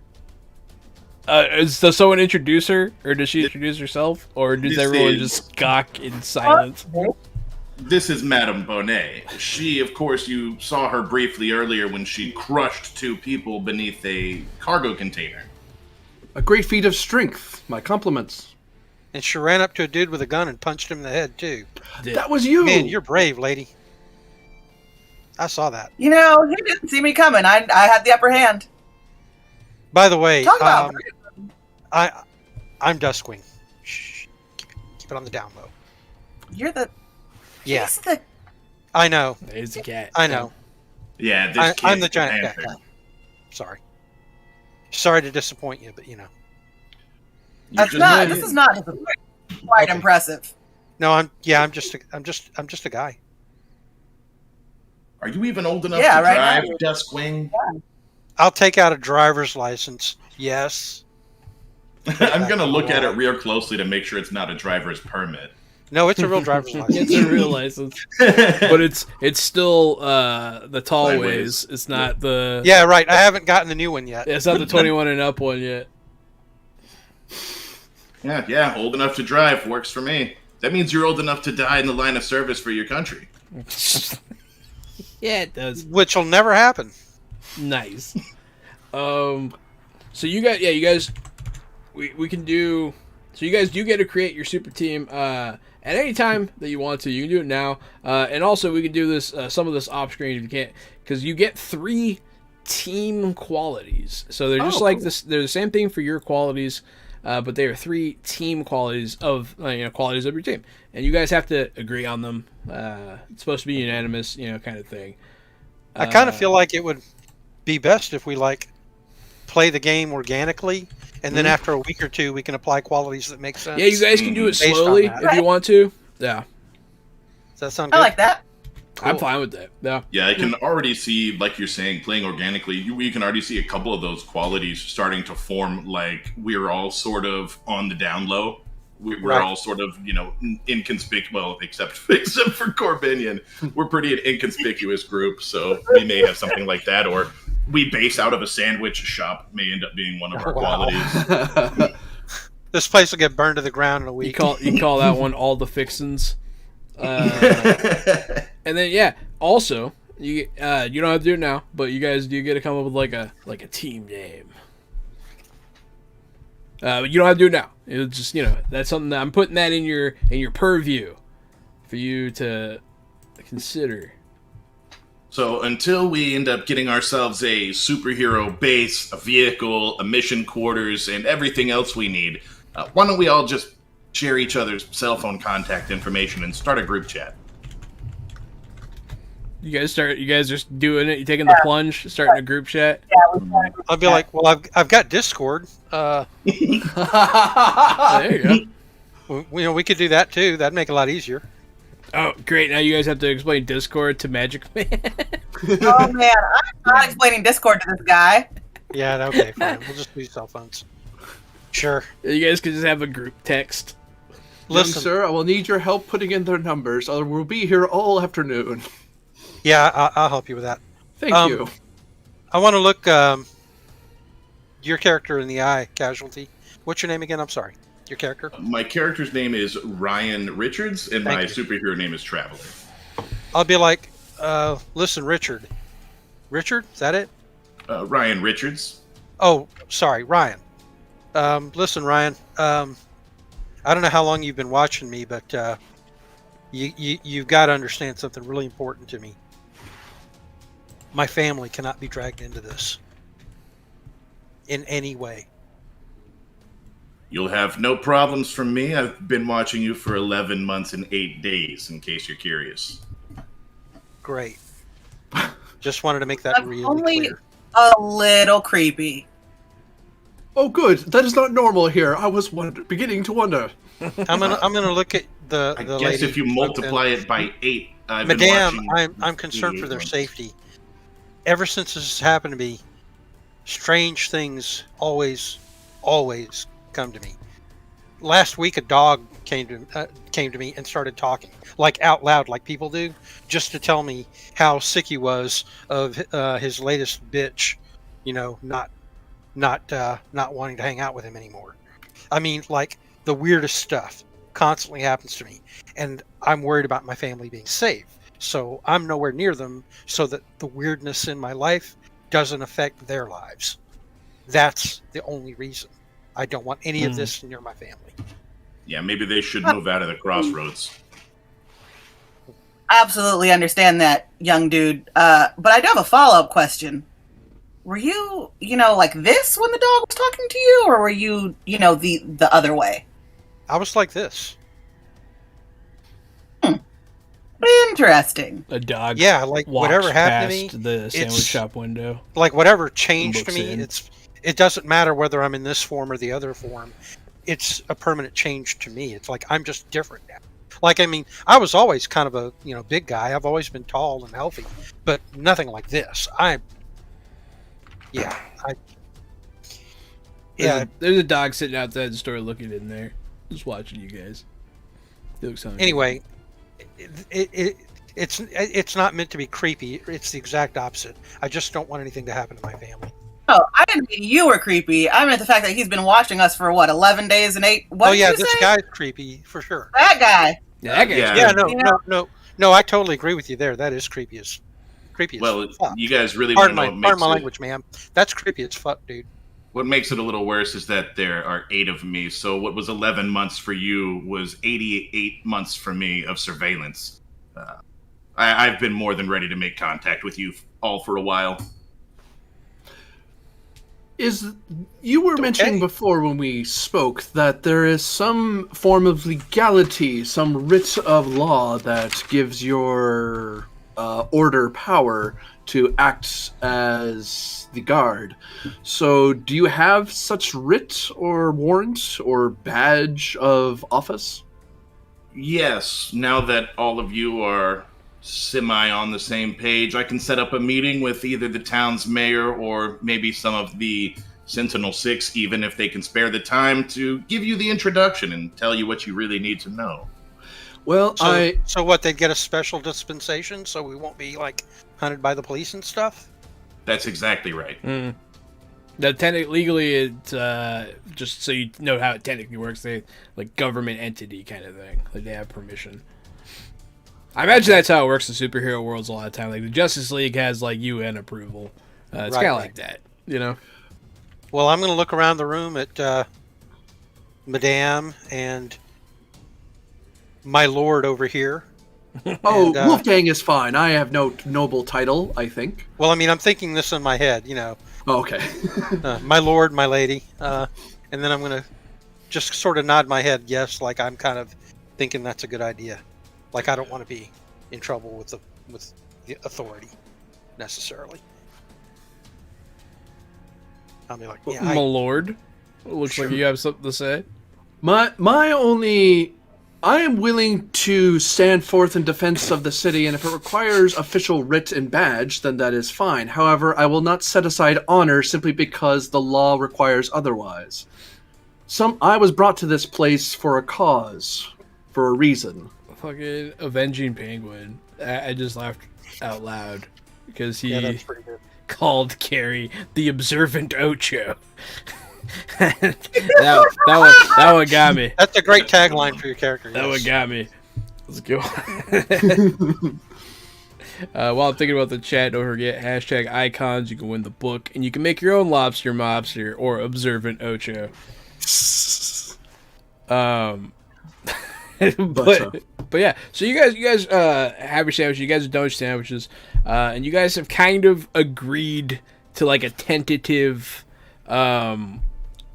super team up, which is cool. This is happening pretty quick. I'm glad. I wasn't sure how on board. Some people are very like dragon kicking and screaming kind of thing. You guys, what's your next step here? I feel like the Observer No Show here. I might call you that sometimes. Don't be mad. I'm giving you some leeway here. What do you want to do with them? Do you want to take them somewhere, introduce them to someone? Yes, now that they're all on board, literally in this sandwich shop, now we're no longer in the sandwich shop. you gonna port them all? Yeah, we're at the mayor's office, like sitting in the lobby. In the middle of the evening? Yeah. Oh wait, it's broad daylight. You said. Do you want to let them change first? No. You want them to What? be humans for this? No. No? You want to change? Yeah. If I you have want to some change, questions. we are literally in the mayor's office already sitting there. Okay, if you well, wanna I'd like to- You can You- change very quickly. It's I want fine. people to get a look at me. Yes. Yeah, run to the bathroom. No, I mean right there. Like the instant I'm not in the sandwich shop, boom, I'm a cat. Boom, I'm a giant panther. Perfect. He's like that ticklish kitty. He's like, ah. Yeah, and I'm hackles up. Like a cat will do with its back arched, like he's on alert. I'm doing that. So you, I'll say you actually take them. This will be more thematic, anyways. You're gonna take them to Ground Zero for the event. I don't feel comfortable calling it Ground Zero. I feel uncomfortable calling it that. The spot of the happening. We'll workshop that. You know that the mayor was giving a speech there today, so he would be there. So you can take them there. You guys are now in a familiar part of town. This is where you recall being when everything went awry. Corbinian, this is the first part of the city you ever saw. So, just a lot of things have changed. A lot of everything's pretty much shuttered, but they are rebuilding some of this stuff. The only place that has actually reopened is Beelzebub, because it was a dive bar anyways. They don't care. But yeah, so you guys teleport there. What happens to your other people when you teleport? Do they switch places, or do they go somewhere else? So I've thought about that. I don't know. I don't think that I swap with the current me. I think you just have to travel to a me, and that's the new me that they're there with now. Okay. Because the me that they're there with now is annoyed that he's been waiting there alone for so many hours. So your ass is at a sandwich shop too, as well. Still. Yes, yeah. There's that's still a fine. me in a sandwich shop by himself right now. You have to go Uber. You're like, that's kind of funny. Just gotta clean up the table of all the lunch that we just had. It's pretty good. Oh, Don't worry, there's somebody, extra sandwich. Avenging Penguin just said in the chat, the fracture. Oh, the That's a good fracture. name. The fracture's good. Fracture, I yeah. like don't the we go with fracture. Yeah. Let's go with that one. The fracture is a good one. I like If we're it. still workshopping names instead of Ground Zero, do you think we could call it the World Trade Centers? Right? No. Yeah. See? It's exactly what I was trying to avoid. Oh, okay, my bad. It's exactly what I was trying to avoid there. The fracture is much better. Yeah, Ground Zero sounded too 9/11-y.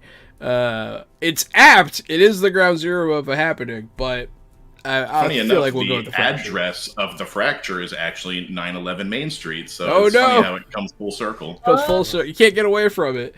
Is this big special event being called the fractured butthole? Like the game? No. Like the game. The fractured butthole. No. The mayor, Daniel Jones, just got done giving his speech. He cut the ribbon for this memorial to victims of the fracture. And yeah, he's kind of off to the side now while someone else is giving a speech. I feel like it'll be the police chief that I said was there. Wendy West will be there giving a speech.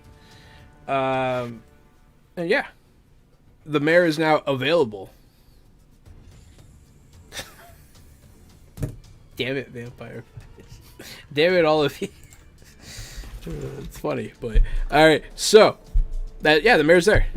You could. I mean, you can approach him, but like there might be some like Mr. Richards, if you would please introduce us to the mayor of the city. Mr. Mayor, these are the ones I was telling you about. It's this is I don't want to get your names wrong. This is Madame Bonet. Yes. This is Wolfgang Aidendale. And of course, this fine-looking cat right here. This is our friend Duskwing. No, wow. He's the ones I've been keeping an eye on since the fracture. He'll kind of like take a step back at the sight of Duskwing. I fold my wings in tight and I lay down on the ground and fold my paws in front of me to show that I'm relaxed and no danger. Is he tame? I just say, I cannot be tamed, but I can be reasoned. Like step back. So Daniel, Mayor Jones, he's about a 6'2", middle-aged black man. He has that like salt and pepper on the side, like George Clooney kind of thing going on. And he's wearing a very nice suit. You know, he's very clean. He only has like a mustache. He's very cleaned up. And he seems like he has a good stylist or something. He has like a fancy suit. It probably has a name. I don't know. I only know Armani, and I already said that today. I feel like I shouldn't say it again. But yeah. Gucci? John London? Is that a thing? Like David Jones. There you go, David Jones too. That's fine. Mayor David Jones. I took notes. Daniel Jones. No, I mean the suit. The suit has a name. Oh, Daniel. Dang it! I took notes, Daniel but I Jones. can't read my own writing. It's all good. I can't read my writing either. I definitely can't read your writing because it's over there. But yeah. So what brings all of you here? These individuals, on the level. He'll like kind of like lean in slightly. I'm gonna look at Duskwing. I'm just gonna turn like full body and look at him and just like, that's a flying talking cat. Yeah. Yes, they're on the level. I don't know how this works. Your worship, I am led to inform that you as mayor of this city are empowered to legalize our noble heroic efforts on behalf of the city to prevent us from committing the crime of vigilantism.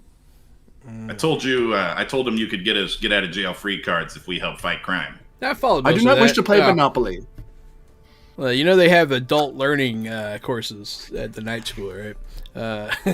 How to assimilate the culture.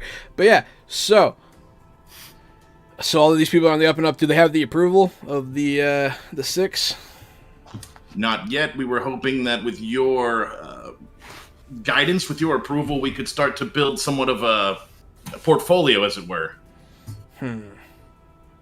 So you want your chance to start with these fine folks.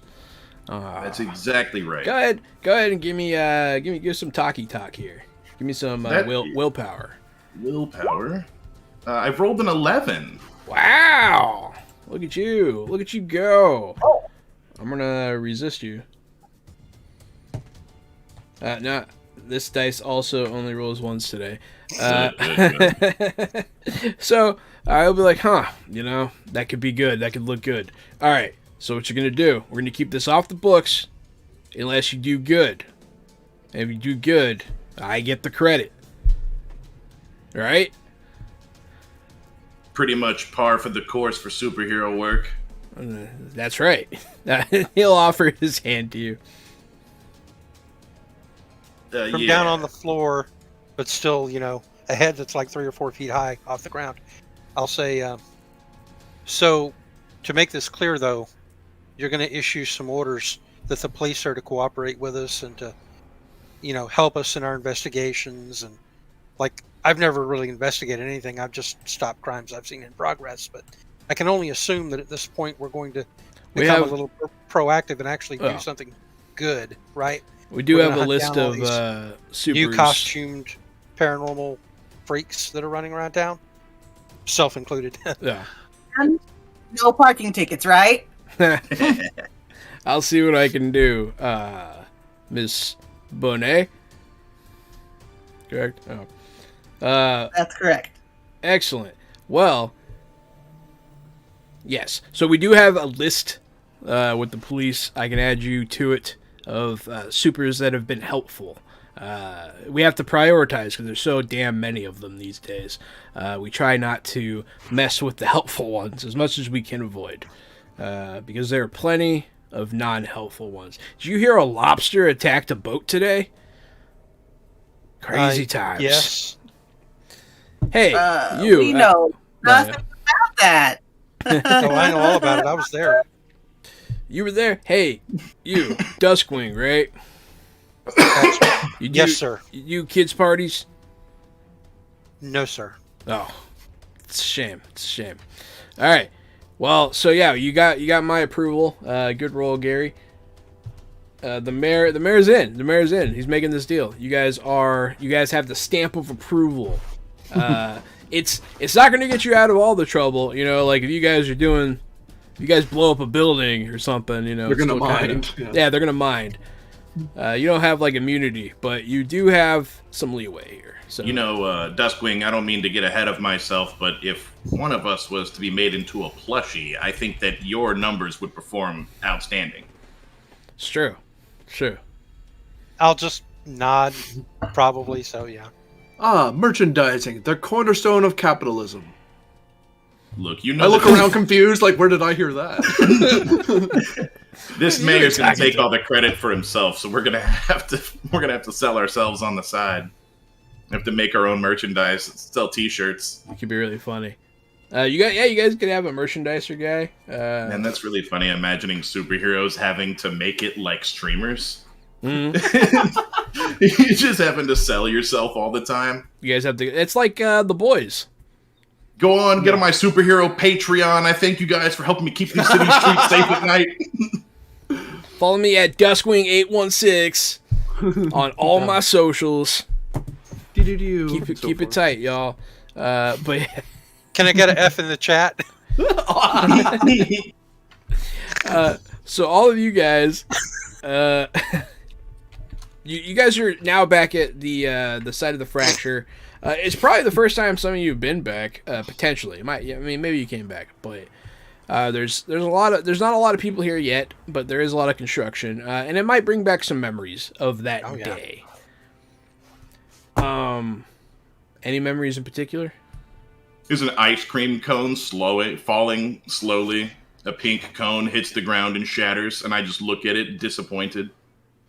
As you gaze upon the portal in the middle of the city. So, the portal rips through and people are launched skywards and ground is ripped. I drop a cone and I'm upset. So how did we get to this point? During this time, we're going to jump to... you just drop your ice cream cone, and then a helicopter flies overhead of a man in a strange land. Wolfgang, you're looking for people to help. I'll say you even helped someone out of the rubble already. What's your first move? I'm dying to know what's your first thing you do when you got here. The portal is still kind of open. The first move, when I'm saving people, usually it's probably like pointing the sword and lifting stuff off of people or stopping something from crushing someone and just going, nope. Just looking around, look up at the portal, and I had this instinctive urge to shield myself from something about to charge through, and I wind up like I'm ready to hit whatever's coming, like I'm expecting something to come, but I don't know why. Yeah, you are expecting. Yeah, definitely. Things do come through. There are some things that poke on through. They're mostly smaller things. Nothing like Cthulhu doesn't come through, but there are some smaller beings, dark beings that come through. Some of them are shadowy. Others are much fleshier and demonic looking. And they very quickly just kind of disseminate into the city.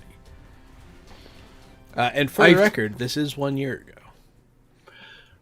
Yeah, back then I probably would have tried to lasso some of them with the sword, and then I instinctively go, "Aha! I'm doing something wrong." Sheath the sword, reach into my pouch, and I'm missing something. I'm missing one of my magic items. So it's like, oh, I needed whatever the hell that was. You don't remember? Oh, crap! What did it look like? You've forgotten the thing.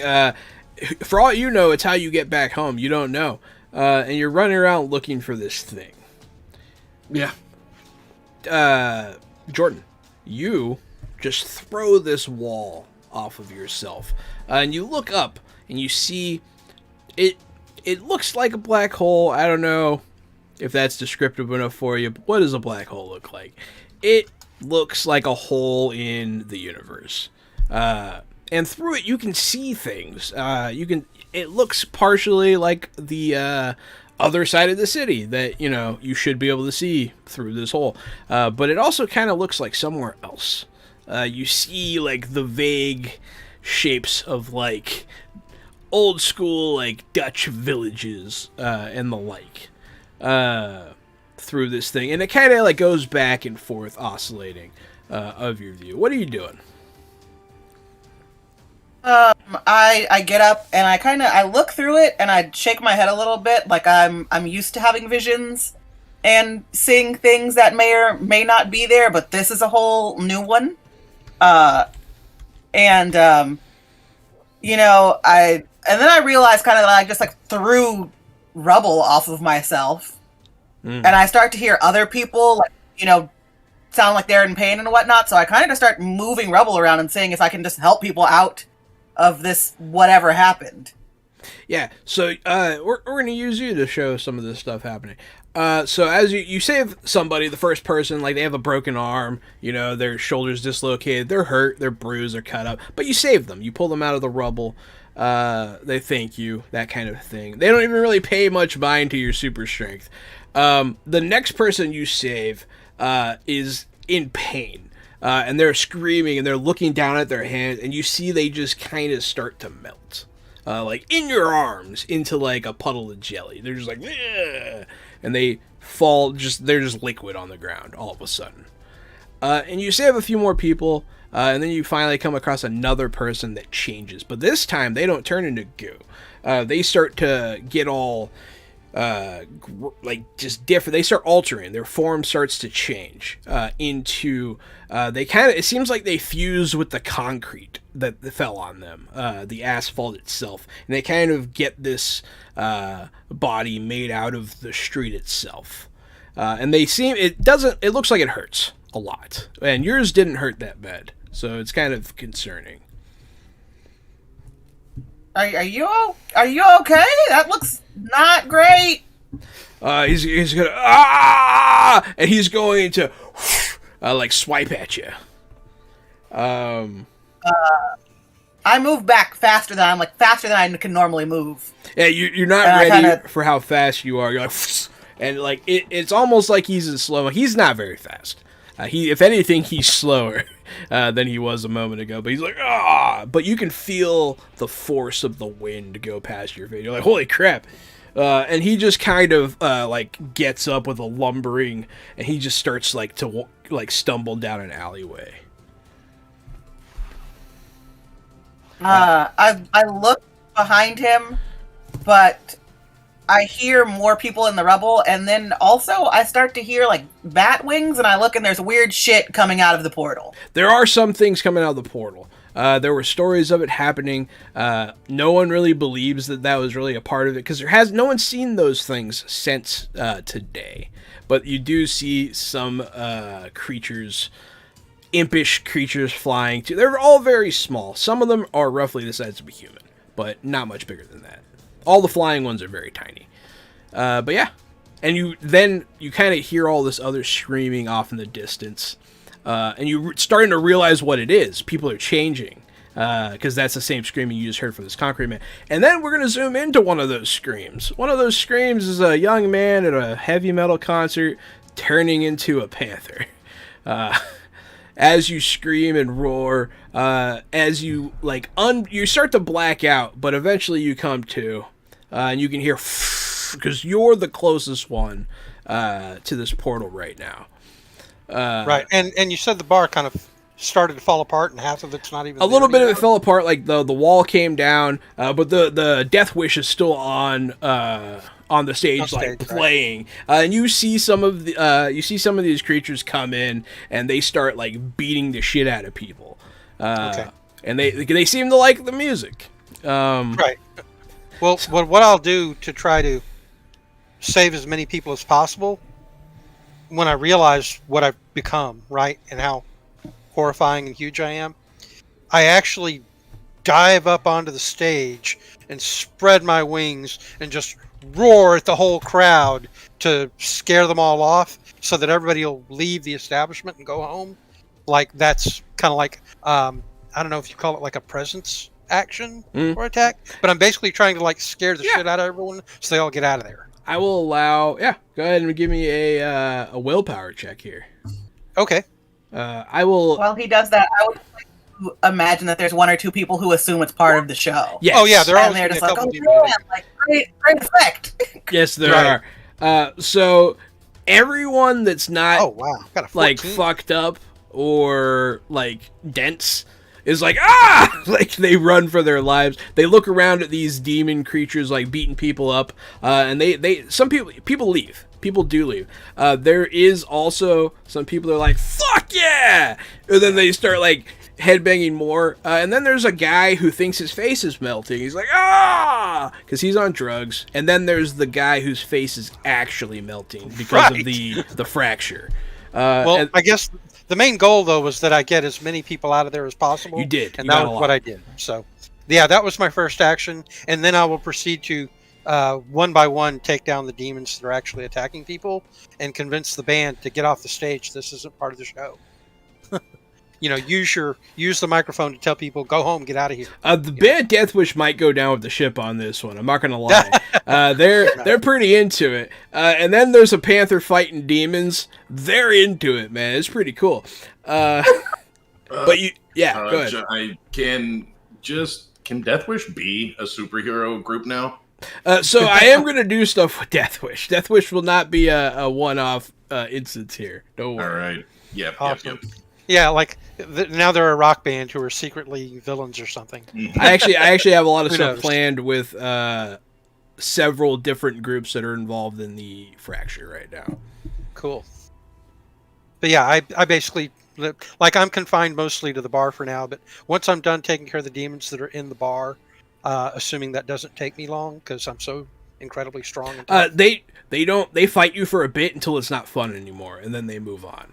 Okay. But they are very strong. You'll notice that since you've become a hero, you haven't faced something quite that powerful yet.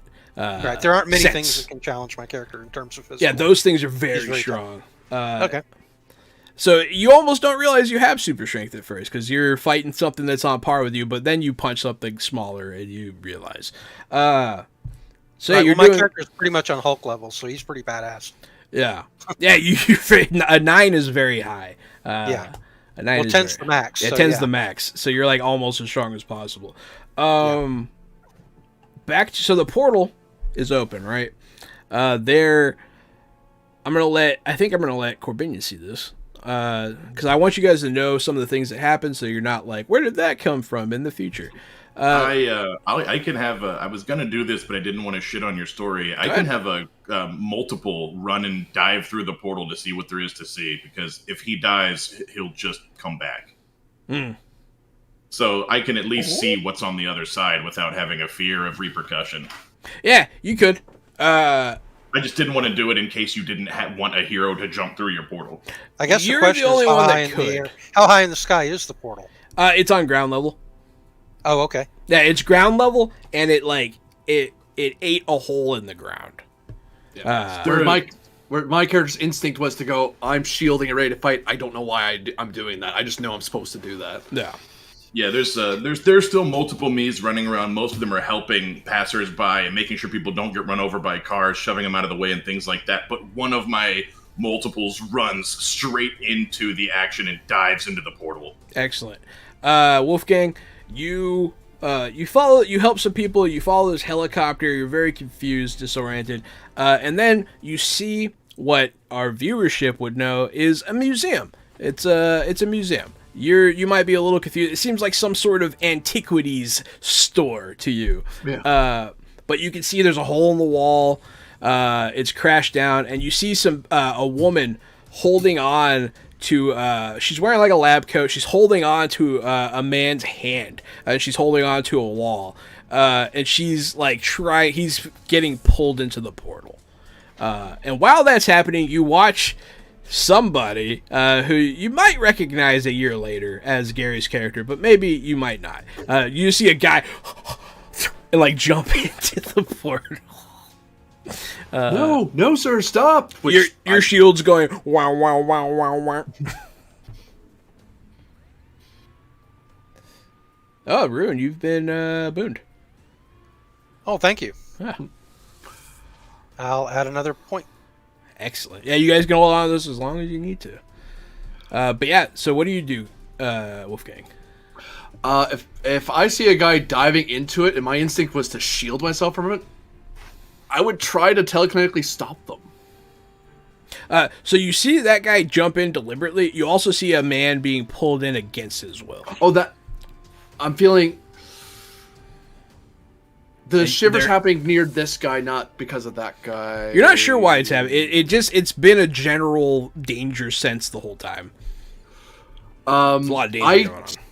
I step the shield between me and the lady that's holding someone who's trying to keep someone, and I hold my sword above my head and telekinetically pull them down to keep them being pulled into the portal. So you're gonna try and save the man that's being pulled in. Yeah, because she looks like she's holding up a wall, so I figure she can push it away. Hopefully. All right, you're gonna give me a. This is gonna be your. What have you been using for your telekinesis? It's prowess if I'm trying to yank something. Prowess, yeah, prowess. Go ahead and do that, and you're gonna be doing that versus the portal. So we'll see how this goes. Something. Hold on. Don't do that, PDF. Stop. Do it, PDF. Oh, good luck to our new player as well. Jordan, you've been booned. Hey. Add a point of determination, Jordan. Jenny has booned both of our first-time cast members. Because I have this instinct that the portals being pulled through the portal's not good for not people good. here. It's not good. I'm going to spend my determination toward the quality to activate the quality, the way of honor, to learn to seek to do. This person's in danger. I have to try to save them. So you're gonna use a point of determination to boost your telekinesis here. Excellent. Yeah. That's that without the boost, so I don't know what the boost does. I think That's it what I was adds trying 2 look to up. your effect rank. Mm-hmm. Yeah. Oh, there you go. So, you got a 12. You do succeed. It's not a massive success, but it is a moderate success. So you do with no like bad parts. Like you don't like take all of him minus an arm or something. The whole ass guy comes down from the portal with your telekinetic sword, and they're like, "Thank you," and they're gonna run off. You will assume though that other of these people have been pulled into the portal. You did just change some storyline stuff though, so that's cool. That's okay. All those people have fantastic adventures in D&D world. They've all been isekai'd. You're close. You're close to right. I got some stuff ready. That'd be great if they all got isekai and come back one day as an adventuring guild. Oh man, you have no idea. I got plans, man. I got plans. I'm excited. So Gary. Yeah, Jump through. With Rune saying that, I so badly want one of my multiples to just be here for like the next 40 years, just becoming a fantasy adventurer to come back. You don't share minds, do you? Yeah, it's do? not.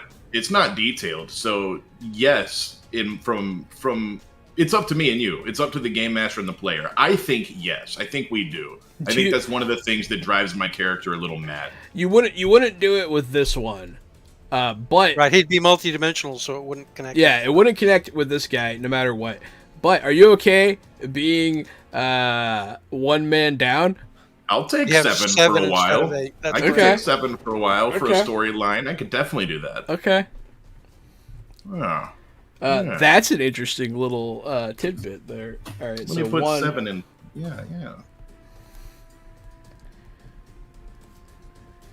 Yeah, I've been calling this place Otherworld. I wanted to call it Outworld, but that's Mortal Kombat.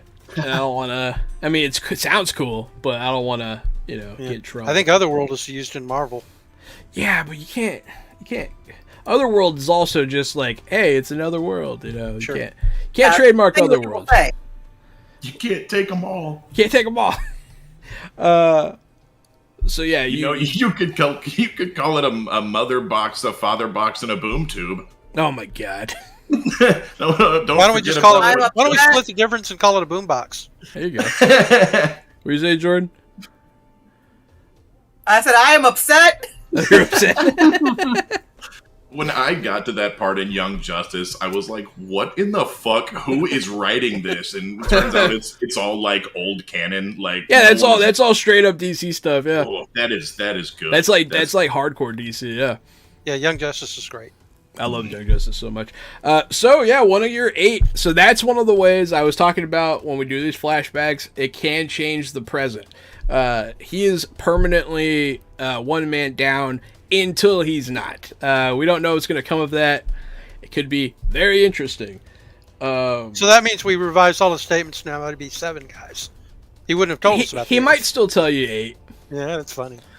He would still say 8. Yeah, he might still say 8. I feel like that's a part of him. He'd still. And me not wanting to challenge another person's honor without cause, I'm like, I'm not going to call it your lie. But it's not evil to lie. You may have a reason. I'm going to shut up.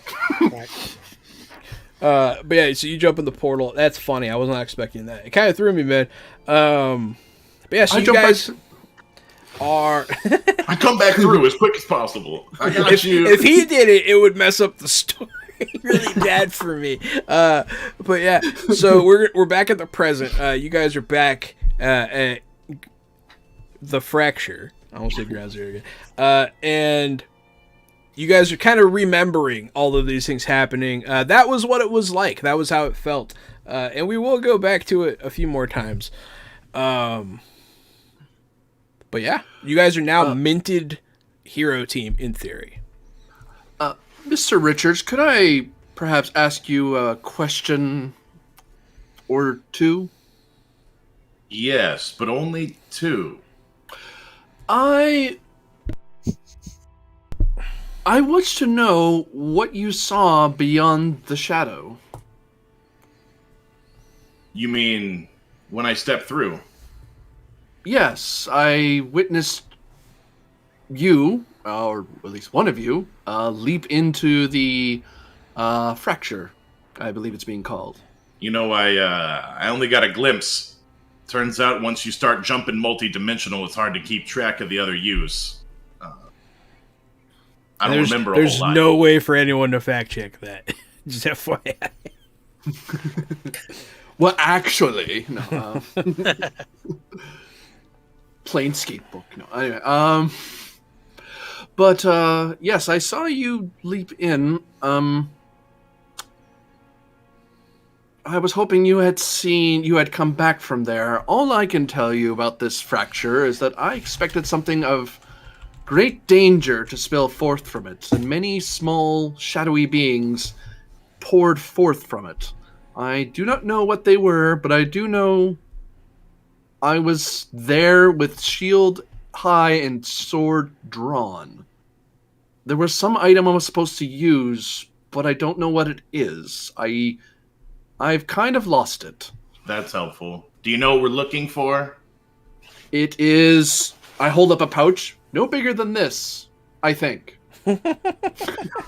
I just turn. okay. I'm gonna look at Lamb exactly. I turn and look right at Madame Bonet, and I'm just like, "What the fuck am I supposed to do with this?" I mean, hey, listen, I have several comments to make right now. First of all, you said you expected a great danger, and all you saw were little demons. In this world, little demons are a great danger, and I'm sorry to have to explain that to you in this way. But, you know, what happened was really bad for us on this side of the opening. Also, a man melted in my arms, and if you think I don't throw up about that often, you're dead wrong, my friend. My bad. Also, as far as your thing that fits in the pouch, that's not a great clue, because, like, we're dealing with magic, so maybe it's big and then it goes in the pouch. Maybe Yeah. this is like a pouch of anything situation, Not where a the great pouch clue. is bigger on the inside. We Yeah. need more than that. It could have Maybe it's contained just the that. north wind. Maybe knows? it's just a handful of ants. Maybe it's a baseball. I don't know. I don't know what you had in that pouch. It could have been the Incredible Shrinking Man. Yeah. It could have been a scoop of ice cream. I like speculating on what could have been in the pouch. My... Could have been a As sandwich. terrible as the fracture was, and I do not challenge that. I have had the year to do what I can for the city, what limited I can in my lack in ignorance. But I fear we have not seen the worst of it. I fear that is but the first fracture to a much larger problem. And if there's anything this world can do to resist it, I am glad to help, but if there's anything that can be done to mitigate these dangers, then I want to help. But I just wanted you to know that, as some may have accused me, and I have been, that I did not cause it, nor did I mean to be here, other than to possibly prevent it. Something... I hate to be vague. I'm not trying to be evasive, I swear to you. I look very frustrated. Like, you can see me trying to search, like, as if the image is going to come to mind, and it doesn't snap. No. He is dropping some clues unintentionally here. He did say something about your world. Right, no. And that kind of stuff. My character's an idiot, and he picked that up. Yeah. I'm just going to look around the room. Are we still here with the mayor and everybody? The mayor Like is we're no here, like with you guys. He like walked Okay. off to go like kiss babies and stuff. But we're not out on stage. We're backstage. You guys are like backstage, yeah. Right. I'm just going to look around at the little group of us here, and I'm going to say, I was trapped in a small building with a bunch of other people when the fracture occurred, and demons actually were attracted to the music because it fucking rocked. But anyway, the music rocked and the demons came because that's what they do. They had to come and rock out with us, but they attacked people. So I scared most of the crowd off and fought off the demons. And I'm sure y'all noticed at the altercation with the lobster mobster that that I'm not exactly a lightweight. And they gave as good as I could give out. They're strong and they're tough, so they're still around. They didn't go back to the fracture. They're still somewhere in our world. It's very possible that they're still somewhere in the world. Yes. I haven't been able to find them because I'll be frank. I'm not a detective. I'm not anything. I don't have any skills that help me track things down. I just happen to attract strange things to me. I suppose because I'm You're so like strange. a reverse detective. Yeah, I don't know. I have to rely on, bad luck to get me good things. So I'm not saying that we should use you as bait, but am you can saying... use me as bait. Okay, then, cool. I'm totally fine with being bait. Better me than anyone else. I'm not likely to be hurt. I hate to interrupt, but I actually make quite good bait myself. It's Okay. true, you would. I do query if the Sentinels have encountered these demons, something of that power and magnitude, or someone wielding magical items like It myself. seems likely they haven't been doing nothing for a year. That's very Yes. unlikely. Yes, they have to have been doing something. I've been Plus busy all for the other last year. shadowy beings that y'all said y'all saw in the sky that night. So clearly, I guess preparations are in order, but I don't even know if we're the right people to do that. It seems like something the Sentinel That is the 6 would have to question. be mindful of. As this is all happening, so you guys you're not like out in the open or anything. You're in like Right. kind of another alleyway near some construction behind We can- like this stage. There is. We can be on a rooftop like instantly. Yeah, it's true. But before that happens, the observant Ocho notices that someone's taking some pictures of you guys. Like someone's like, looks like someone from the press pool peeled off. Can I get of an awareness roll to see if I notice? Yeah, you can. Yeah, absolutely. You are a cat. Cats notice things. That's what they do. I got an 8. It's not bad. Well, let me see how stealthy this person is. Ooh, they're pretty stealthy. So, you Does it? Are we I don't know if you endangered by noticed. this action? Because the shield you're might not, vibrate. you're not in more. danger from it. Okay. No danger I- sense is activated. Gotcha. And the mighty Duskwing, I'm afraid, I actually rolled good for once, so you do Okay. not notice this stealthy Perfectly reporter.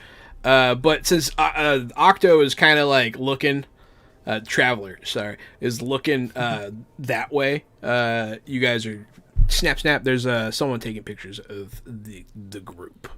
Can I walk up behind them with another duplicate? Uh-huh.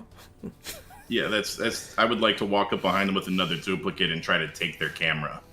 So you're using your quality of could be almost anywhere at any time That's to have one correct. of your guys there? Actually, there's actually two qualities that could work. I have the everywhere at once, and I also have infiltration expert. Yeah. Uh, Give me a stealth roll to sneak up on them. They might notice you. Who knows? is stealth They coordination- evaded Duskwing's senses. Maybe they'll roll well. They are rolled okay. Coordination, yeah. coordination. Yeah, coordination. I've rolled a 10 altogether. You do sneak up on them. It is a woman in a she's wearing like jeans and a button-up shirt and like a vest kind of thing, and she has like you can see her like neck strap she has a very nice camera. She has her hair in a ponytail. Her glasses are like up on her head. She's like oh man, this is so cool. This might make the front page. I'm gonna try to take her camera from her. You grab it without her noticing, and she's gonna try and hold on though, like hold it. It is around her neck and stuff like that. She's like, oh, what the hell? How hard are you fight? Are you fighting her for it? I'll like yank it off. I'm not gonna like smash her camera on the ground, but I'll like yank the strap. I'll like yank the crap out of this. And I am not super strong like everybody else. Hey, you're I'm not. She No, could I've win got, like, this. All right. regular person. Tug of war with the camera. Let's see how this goes. This is a funny altercation. I rolled a giant 7 because I'm not, super strength. You know I'm a human. So since she has the strap, it does help her to like not lose her camera because it's too close to call otherwise. So she's like, what the like, hey, whoa, I have a press pass. Like, calm down. And she looks at you. And she's like, don't I know you?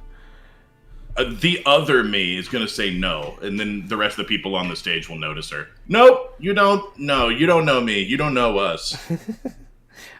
You'll recognize her as a reporter that you've dealt with before. Her name is Betsy Gray. I know it took me like 3 weeks, Jenny, but I used that name that you gave me. Anyone who's confused by that, you can spend some channel points to name NPCs, and I'll put them in the pool eventually. And here's one right here. Betsy Gray, reporter. But yeah, she's taking pictures. What are you doing? Like, I have every right to take pictures here. You're in public. It's legal. Now the rest of you are aware of her also. So You guys definitely see this kerfuffle. Okay, I'm gonna like wander over in my big cat Ask form, her. but within 10 feet away. Okay. Like I don't get too close to her because I don't want to scare her. So the cat walks up. What are you doing, But I'll Jordan? walk up within 10 feet to her, and I'll just say with my deep rumbling Oh, voice, God. actually, we're not celebrities, so it's illegal for you to take pictures of our faces without our permission. That's not true. Jordan, what were you saying? I say, while it's not illegal, it's, usually kind courtesy to ask permission first. Well, how about an interview? While I have you all here, she'll, like, get excited. Yeah, you can't use it in the paper without our permission. Photos either. She'll look at you and be like, she doesn't want to argue with the cat because you're scary, but she'd be like, it's technically, like, she'll kind of mutter like, that's not actually true, from a legal standpoint. She'll say it very softly. Was it reporter? Yes, good reporter. You could call her a crier. Why? Town crier. No, that's the newscasters. I know the difference. Ooh. What do you mean? Why? Is talking cat and super people? Got to get all the reporting we can. Do you know anything about what happened to Lobster Mobster today?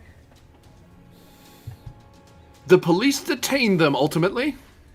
So you do know. The cat does the face palm. Were you there? She'll like take a picture of you guys. I throw it right back to her. Do you know what happened to the lobster monster today? He was stopped by reportedly a giant cat and friends. Well, that's what we'll call ourselves, won't it? Yeah. Cat and friends. Are you sure you're reporting that correctly? Because I had heard that he was stopped by like a duplicating hero, and then a cat helped him. I didn't hear that one. That's weird. You want to take a sip? But yeah, so she's going to try and kind of try to finesse some information. And a couple other people will be drawn by this. There will be some more people taking pictures now because the importance has been brought to you. But if you want to, Traveler, you can dip out. Quite the opposite, actually. Okay. The longer they're here, the more I start to like it. Okay. I tried to convince her if it requires willpower or just resisting her efforts to dig. I'm trying to uphold the agreement we have with the mayor because we said that. So I'm trying to say, oh, brave citizens, the good people who looked after. Like I'm trying to give credit to the city and minimize our role without lying. It's the trick. The wonder what everyday Jordan says citizen is the real hero. Yeah. Anyone of honorable heart and virtuous action can stand forth. On that line, there's going to be a bunch of clicks of cameras taking y'all's photos, and it's going to zoom out of this newly minted super team as we begin to wrap it up here. Before we go, though, we have a drawing. Somebody's going to win a thing. I love drawings, man. Is it a pencil drawing? Is this a crayon drawing? Watercolor. Watercolor. Yeah. Wow, that's amazing. I love drawings. I knew this is where you were going with it. You are welcome for making your dreams come true. I'm really happy that you're starting to get to know us so quickly, Jordan. I'm sorry. It's a good sign. I apologize for nothing. But yeah, so the giveaway is now closed. And we are going to draw. Drum roll. An entrant here.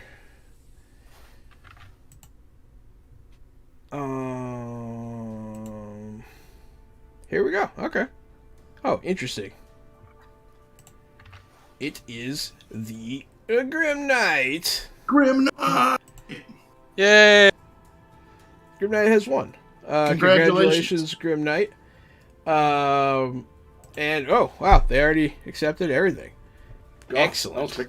Yeah, they must be watching. So cool. Thank you so much for playing, Grim Knight. Thank you everyone for playing. Thank you to all of our entrants. We had more tonight than we often do. And if you tune in next week, same time, same place, we will be giving away yet another copy I'm gonna try and secure even more copies of Icons for you guys, and perhaps more Icons books in general, because Steve Kenson's a really nice guy and has been giving us stuff.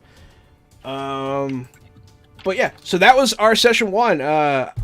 It was called Icons Episode 1, the beginning, but I think I'm going to call it Secrets and Cell Phones. That's a good name. I enjoy that a lot. That happened. So what'd you guys think? You guys have fun? You guys like where your heroes wound up? You guys having fun with it? Blast. I'm still like I have like a wandering character voice I haven't quite found yet. But yeah, other than that, I'm getting there. I do like my power set, and I like this setting as well. And this group is a really fun group to play with. It's a fun group. I'm still waiting for my XP for the last session and this session. I mean, I killed some demons. I role played a lot. It was my gold. There is some level up, but not quite the same. Yeah, man, we've been playing for a whole year in game already. Man, no, I'm having a blast with you guys too. This is a great group. I'm really enjoying the balance of like serious and silliness that's going on. It's very fun for me. Thank you so much for playing. So I've been Johananon. I'm at RockFact on Twitter, at Johananon1 on TikTok, and I've been the Game Master this evening. It's me, Casualty CDG, and you can find me at Casualty CDG on all of the social medias. Don't forget to tune in every Wednesday, Thursday, and Friday from 8 p.m. until 11 p.m. Central Standard Time at twitch.tv/Johananon to watch me and Jahan play board games and tabletop games and read about games and interview people in the industry. We just love bringing games to you guys. Also, we're doing Fresh Out the Podcast. An episode comes out every single Sunday.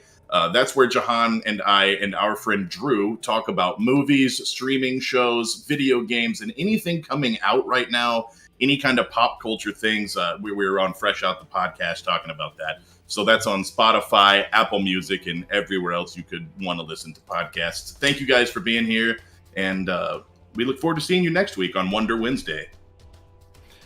And I've been 80 Springer, also known as Corbinian. You can find me, as I said before, on Twitter at ElectricMetCHSR, and of course on Twitch. I forgot what it was called. Under Corbinian. If you want to know when I'm streaming, follow me on Twitter. I always talk about what I'm doing on there and when I'm doing stuff. Things I've been doing lately, like running Cyberpunk Red, playing with these folk, and doing, in theory, Star Trek Klingon stuff. So there's all kinds of stuff. And maybe I'll actually stream a video game this week. We'll see. Oh. I'm Jordan. You can find me at Lambertra. If I'm not here playing this game, just go to Twitter to see what game I am playing or what weird pop culture stuff I'm talking about, because I'm doing stuff on the internet all the time. And tonight was worth it just for the crab rangoons. And I am Rune, and nobody can find me anywhere on the internet because I don't have a strong internet presence. However, I would again like to mention that I obtained permission from the artist who created the avatar for Duskwing, and his name is where was it again? Blake. I had it right here. It is Hituru, Hitur, at deviantart.com. I thought you were talking about Duskwing's name. No, just the artist who created the avatar that I use for Duskwing. And then finally, for my last bit tonight, I would like to mention that other superhero RPG fans, such as myself, who enjoy reading or getting into reading the rules of various games, and if you're just fans of them in general, there's a game that's going to be Kickstartered soon, which is technically Silver Age Sentinels 2. It's going to be called Absolute Power, and it's by Mark McKinnon, the same creator of the first Silver Age Sentinels and the Big Eyes Small Mouth anime role-playing game and all of the various games that descended from it. So if you're into that, be on the lookout for that. It's coming soon. Thank you very much. Yeah, thank you so much. I'm glad everyone liked the crab rangoons. We've been fresh out the box, and you guys have a great night.